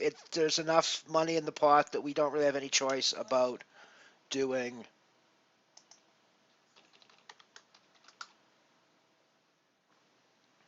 everything. And that's a pretty good 7th Street for us, obviously. Makes us playing a 6. The nut 6 as well, so we're pretty happy with that. Um, wow. No, yep. Yeah, we took down with our nut 6.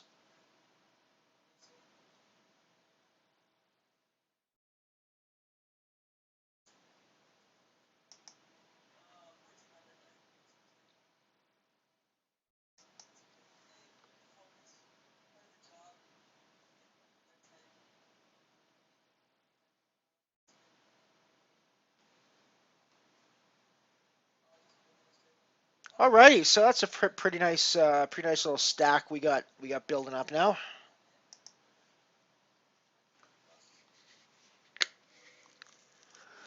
So 21 people left. We're sitting 8th at the moment. 8 people are paying in this one, so yeah, we're doing okay.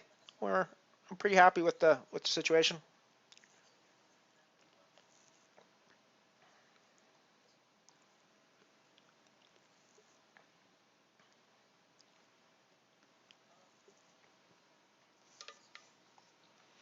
As it turned out, we did have to um, hit our 7th Street of some kind in order to take down that pot because Yishad had a 65 to our 64.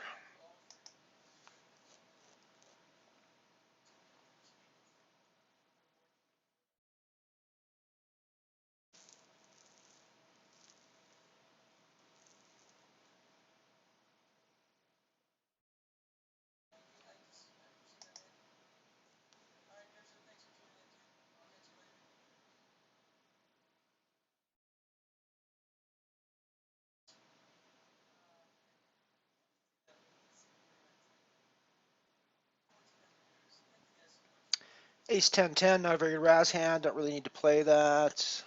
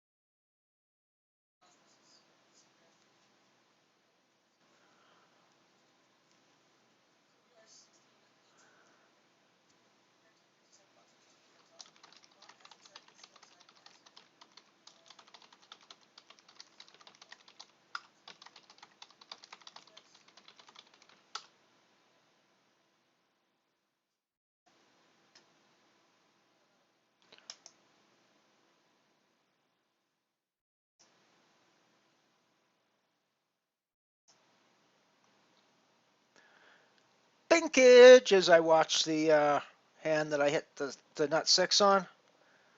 Nice binkage there.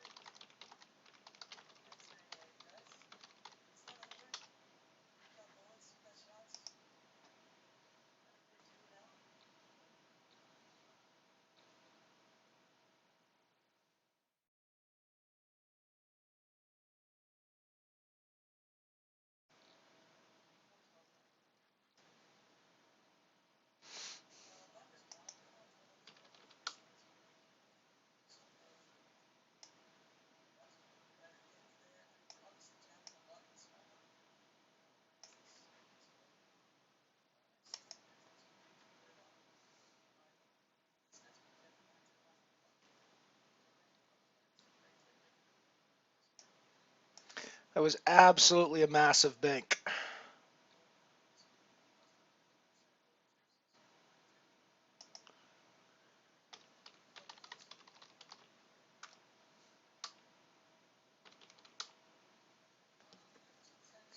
That was absolutely a massive bink. I agree with you.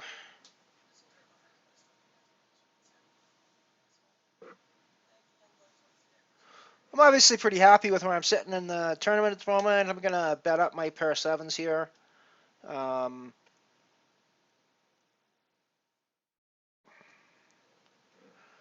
I don't think Car Wash Delta has a king in his buried cards, or else he'd have raised sooner than this.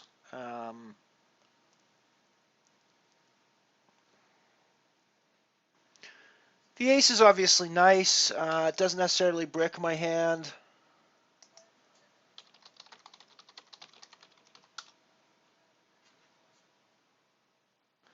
That obviously doesn't brick my hand.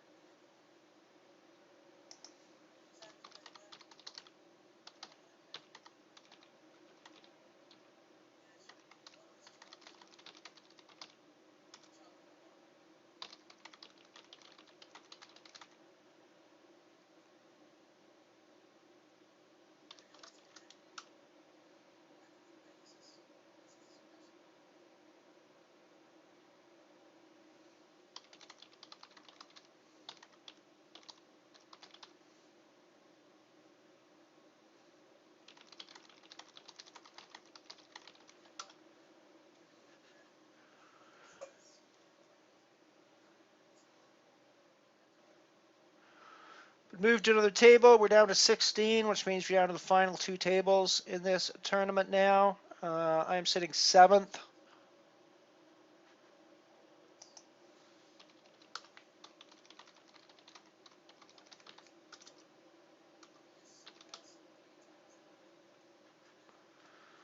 Fold out with stud there. Don't really need to play the... I mean, the king 5 suited obviously is reasonable, but it's only really reasonable when you say it in that really sort of speculative, questionable way. It's not actually reasonable. It's just reasonable.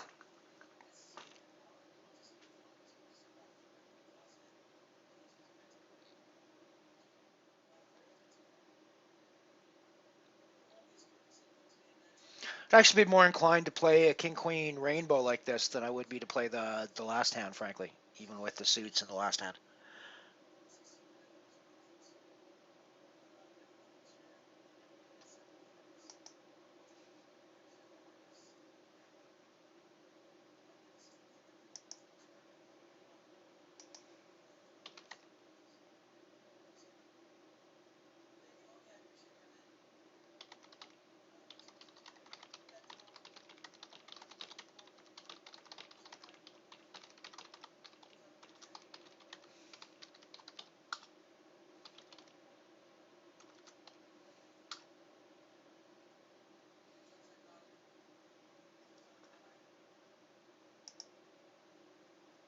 Certainly could play that. That's more of a high-low context hand, and you know the deuce kind of degrades you in the high context.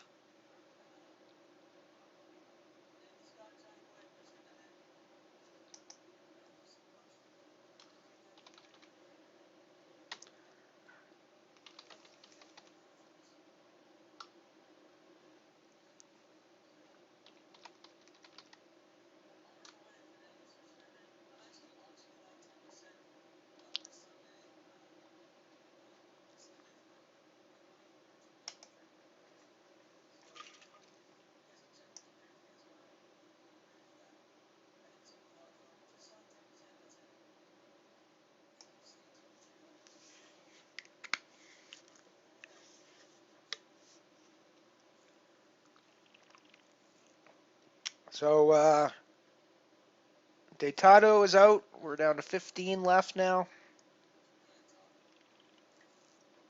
I am still sitting at 7th.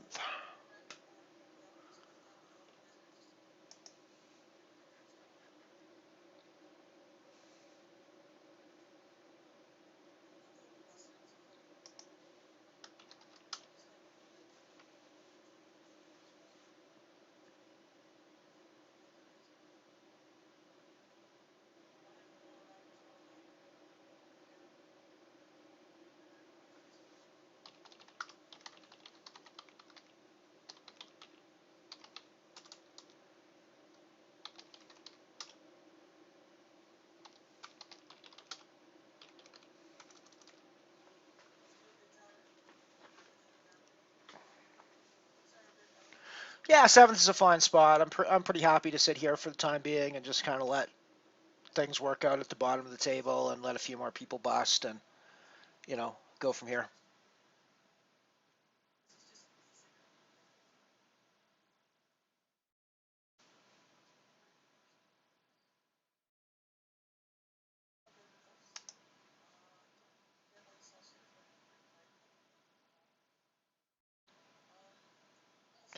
It's funny. I'm looking in the picture of Crank next to me on this table. He looks a hell of a lot like a buddy of mine. I'm pretty sure it's not him, but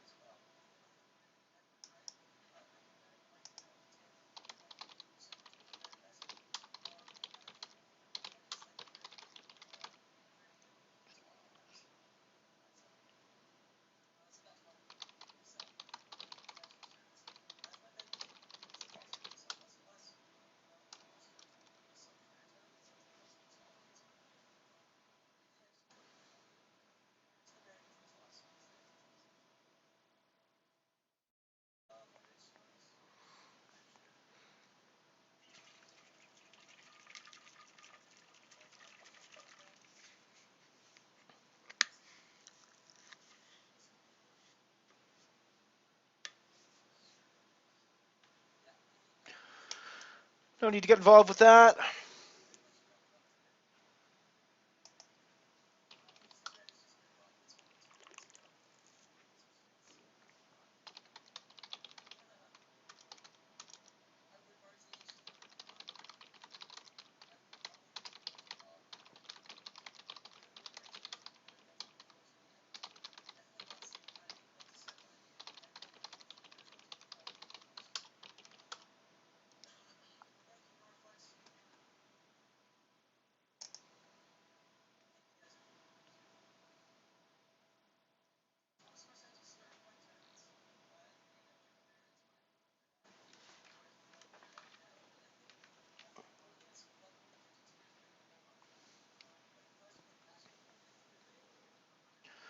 Not getting great stud hands in this round. Of course, as we know, I'm not terribly upset about the fact that I'm not playing a ton of stud hands. It's not stud's not really my game overall.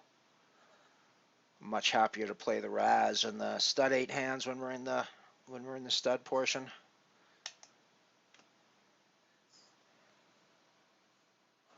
So I'm okay with just folding a lot of my stud hands. I'm good with that.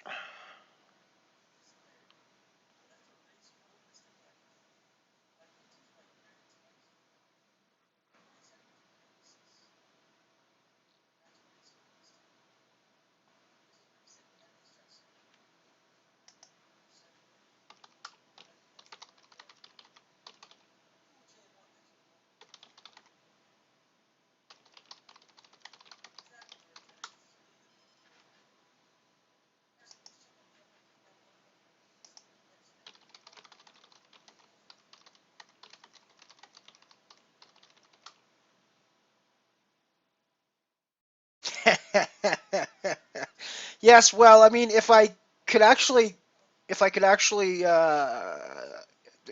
count on winning, on banking these $5 and $3 tournaments every day, I would be doing that all the time. Um, I'm not entirely sure I can count on that happening all the time.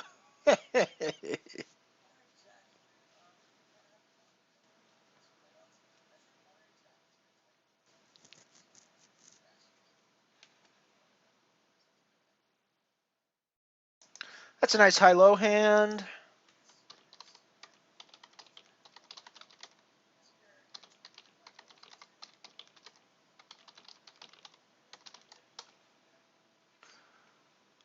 We're going to call through with this, obviously. I think we're pretty happy with deuce 5-4 for low. The king is really bricky, obviously. Bricky Martin. The king is very much Bricky Martin, I think. So I think given the way that the other two hands are drawing out, I'm just going to get out of this here on 4th Street.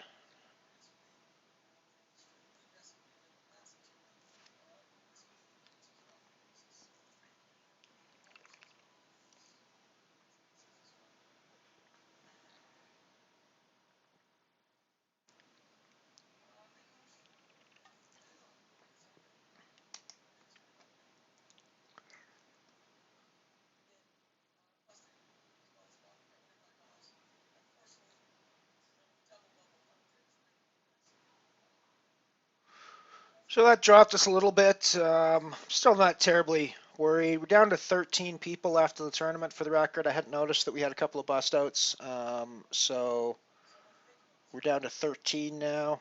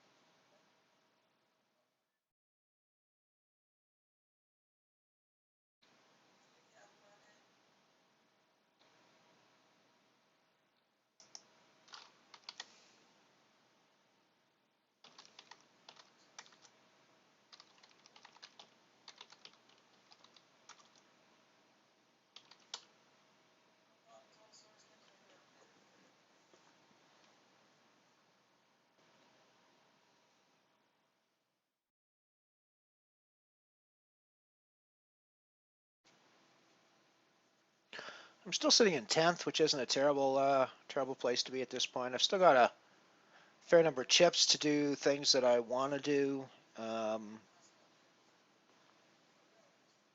But obviously, I'm in worse shape than I was a few minutes back when I had 6,000.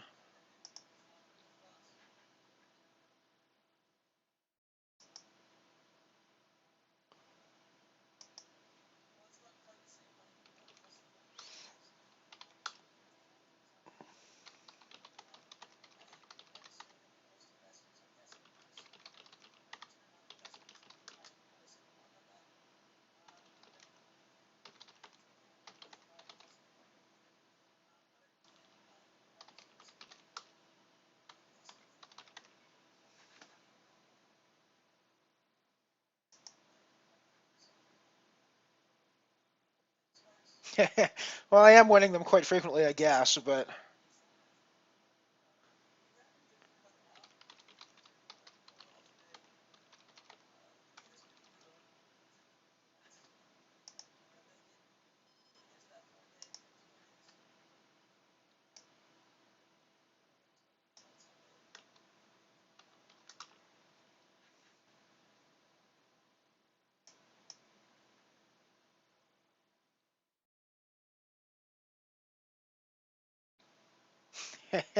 I'm obviously going to win this one too. Well, I'm glad you're that.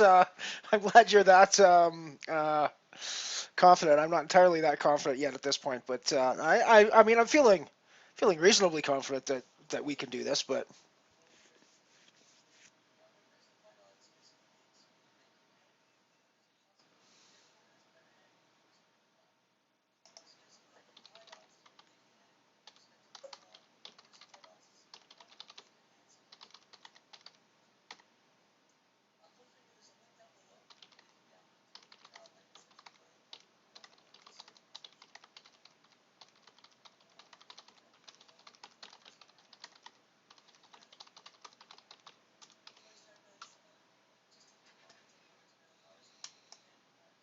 Oh, I should have probably played that with the pair of jacks, but there isn't really a low hand there.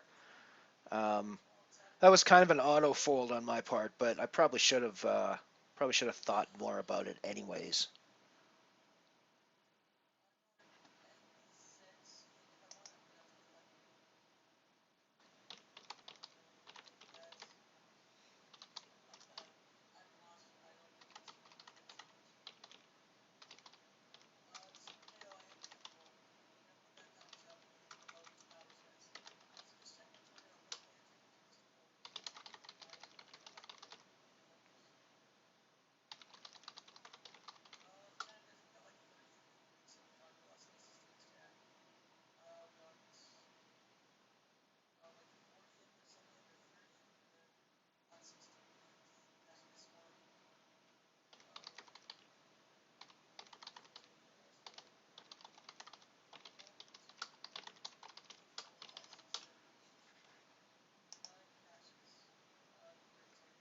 Again, I could probably play that with the pair of sixes as a high, but there's really the low is pretty degraded there, so.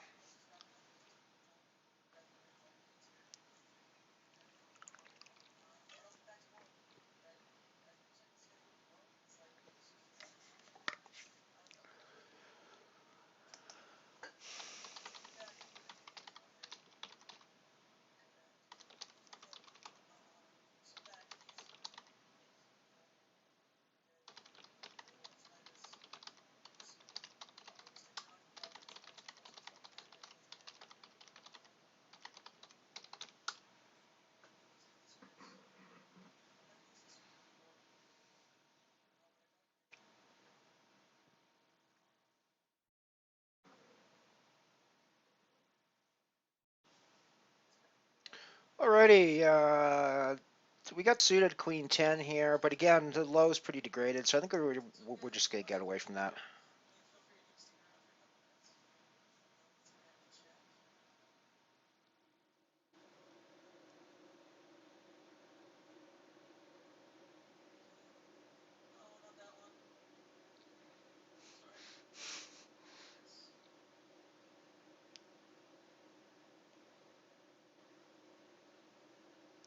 I'm liking this for stud high low. I think we're going to see this for a bring in and see what we get on 7th. Our low hand is developing nicely against everyone except Robson potentially here, but I think we're pretty happy to call through one more street.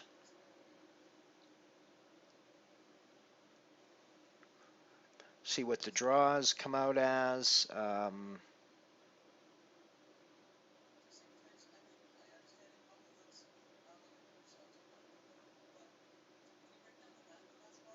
I mean, I think we're definitely calling through here at least one more straight. We're gonna have to reassess on 5th, depending on what we get and what everybody else gets. But um, I don't really think I'm continuing anymore. I'm not even ahead of Carey anymore, so I think I'm probably bailing to bets on this round. Yeah, I think I'm getting out of Dodge. I'm way behind. I'm way behind Robson in most universes. I think at this point. So we're folding. Later.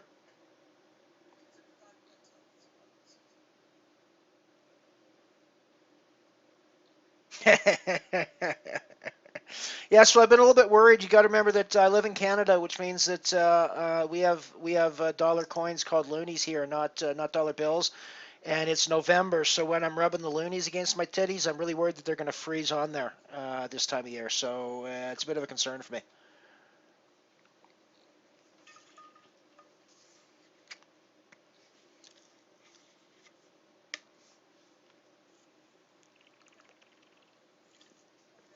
Maybe D Moon Girl will especially come on my stream and rub American dollar bills on her titties for us.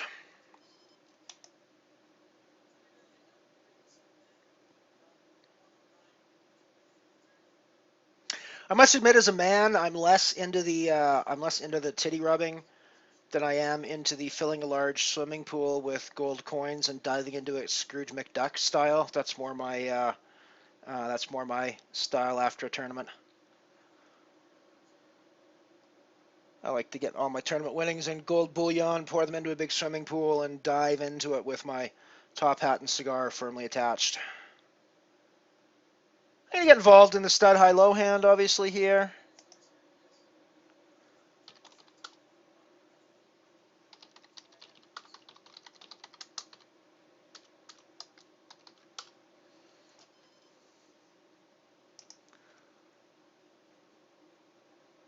Working out for low pretty well. Still working out for low pretty well. I think I'm going to put money into this pot. We're in the big bet round, so this is obviously giving nobody odds to continue, really, unless they've got a super good hand. I'm happy to draw into this one more time for 800 at this point, I think. We drew obviously into our low, and I'm pretty happy to call the 65 good. He's probably playing a 76, and so I think I'm putting all my stack in at this point. Yeah, we doubled up. That's cool. Or we split up, I mean.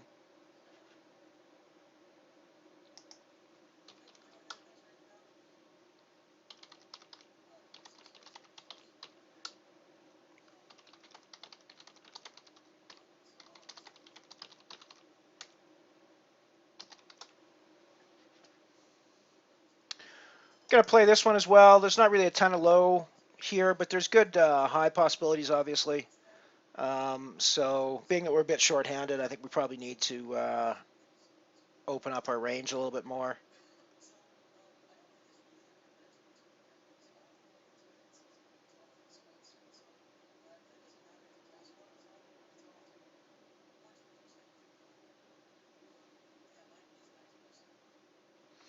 I think Sin Taker's probably got us, probably drawing better than us on both ends and might actually have us on both ends. So I think we're getting out of the pot here.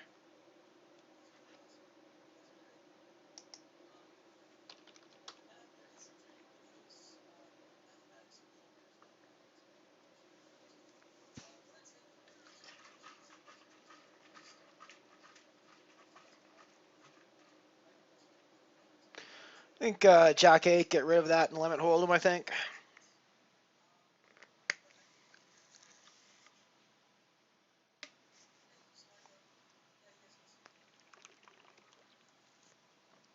Still alive with 13 people left in this horse tournament.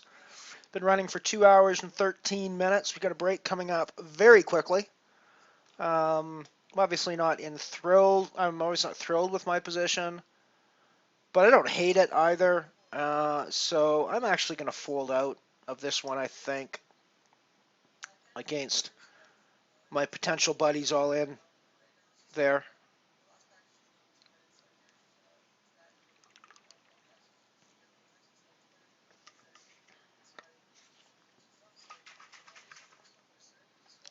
I think she's from Minnesota too, so she wouldn't even D-Moon Girl, that is. So I don't even think that she'd be that that chuffed by our winters up here in Canada. Minnesotans can handle their winter. I think she was from Minnesota, anyways.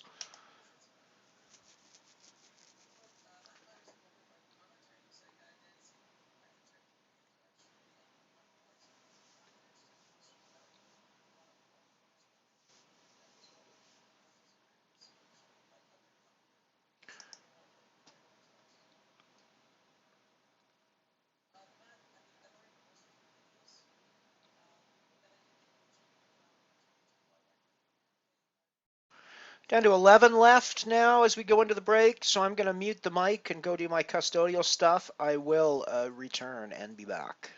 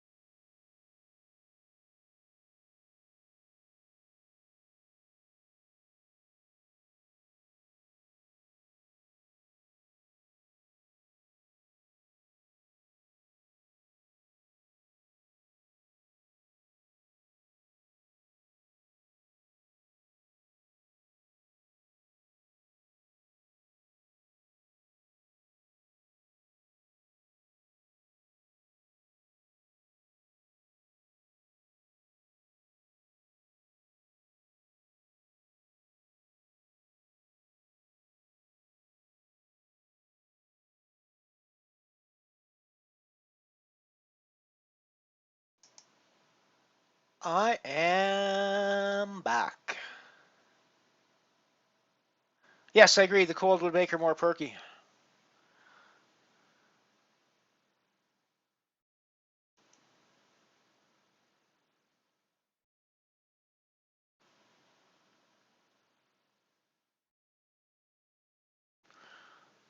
I was downstairs during the break refreshing my hot chocolate, which, as you can see if you look at my snow cam, is absolutely necessary for me today in Alberta.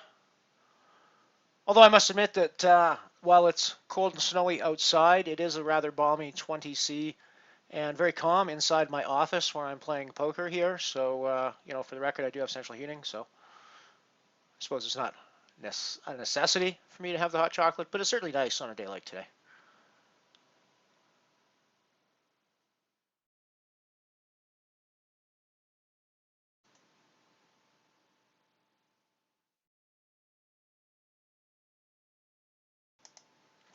So the tournament's down to 11 left as we sit in the break. I am sitting at 10th of 11 with 2,846 chips.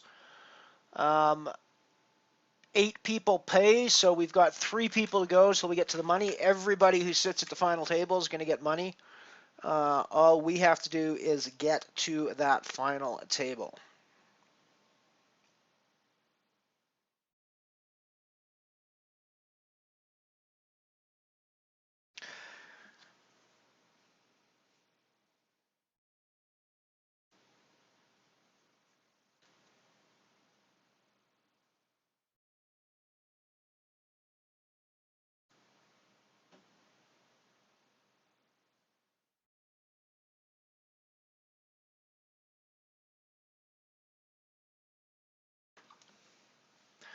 Three, four, I think we can pretty safely get rid of our 3-4s very often, so I think we will do that here.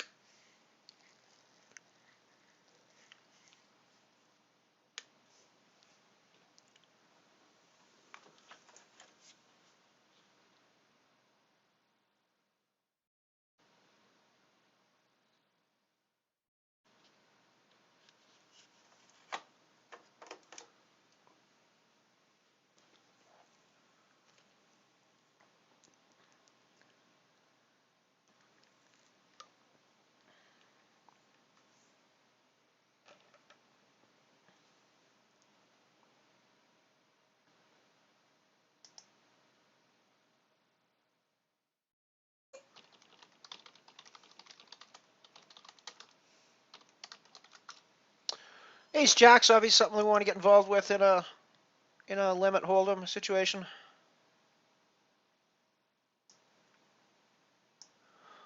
Well, thank you for the welcome back. Nice to take down the blinds there.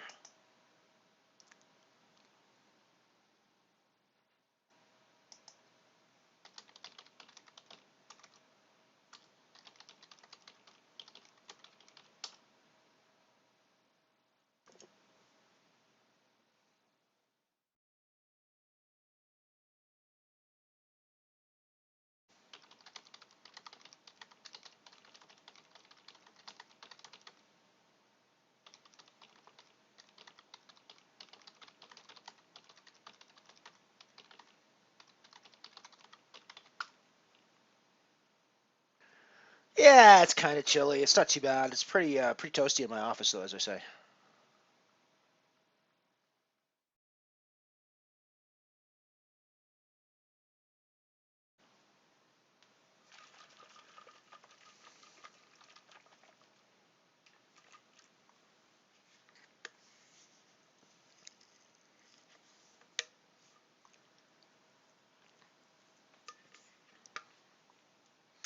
Ace 6. I think I'm defending that against a small button, or against a small blind.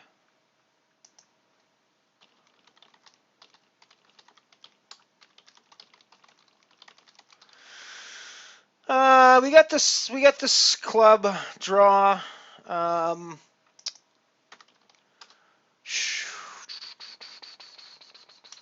think I have to.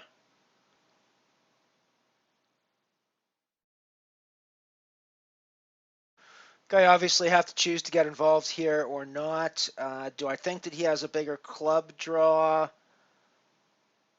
It's obviously possible, but it's also possible he doesn't. Do I think that he's hit the king or the jack? He probably has hit something on this board.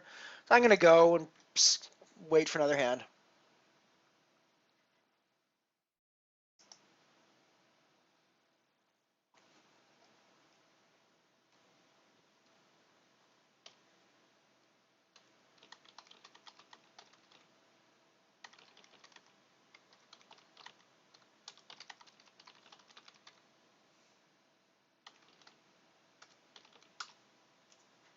And we're going to be aggressively pursuing this one. So this could be our last hand. Alrighty, Hammer, you grab your brew, sort your cat out. Hopefully I'll still be in the tournament when you get back. We flopped a open-ended straight draw, so we're pretty happy with that. We're going to keep putting money in the pot and be pretty happy that we've got equity. So he's got top pair. We need to hit our draw. And we didn't, so we're done. So I'm sorry you went to go get your cat.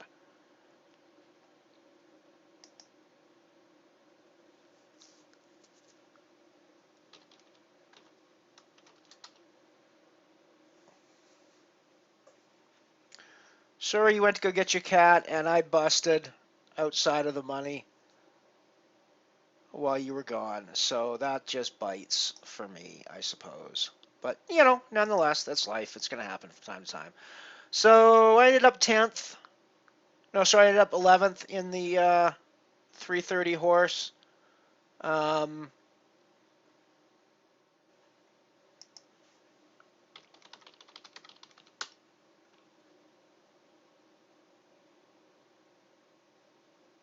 So ended up 11th in the 330 horse today. Had some chances to win, I think. I think I played reasonably well overall. I think I probably made a couple of wrong decisions near the end, but that's the way it's usually going to go. So, you know, not much all I can say.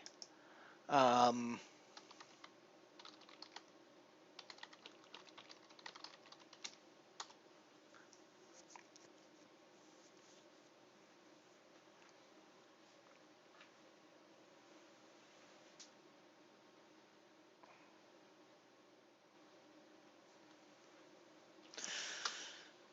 I think I'm going to shut her down for now. I need to go throw a steak on the barbecue. So for the record, you can see out my snow cam that there's snow all over the ground. I'm still gonna throw on my boots and my jacket and go out on my deck and barbecue a steak tonight. That's just how we roll over here in southern Alberta. So I'm gonna have to go down and do that. I might very well come back on later in the evening and stream some other stuff. I don't know yet. I'll see what's playing and what's gonna come on. And you might see another message come out later tonight. Who knows? Otherwise, glad you could come and hang out with me for the afternoon and a bit of the evening, and we'll maybe speak at you later. Keep in mind that this weekend we've got on Sunday our big tournament. This week is No Limit Omaha single draw, or No Limit Omaha, No Limit Deuce to Seven single draw. So please come and join me for that, and join me for my regular streams on Sunday, which will be the weekly round two, our weekly challenge tournament, and then the Sunday Raz later in the evening. Otherwise, watch your Twitter stream, and you'll see some messages from me where we are playing anything but HoldEm. Later.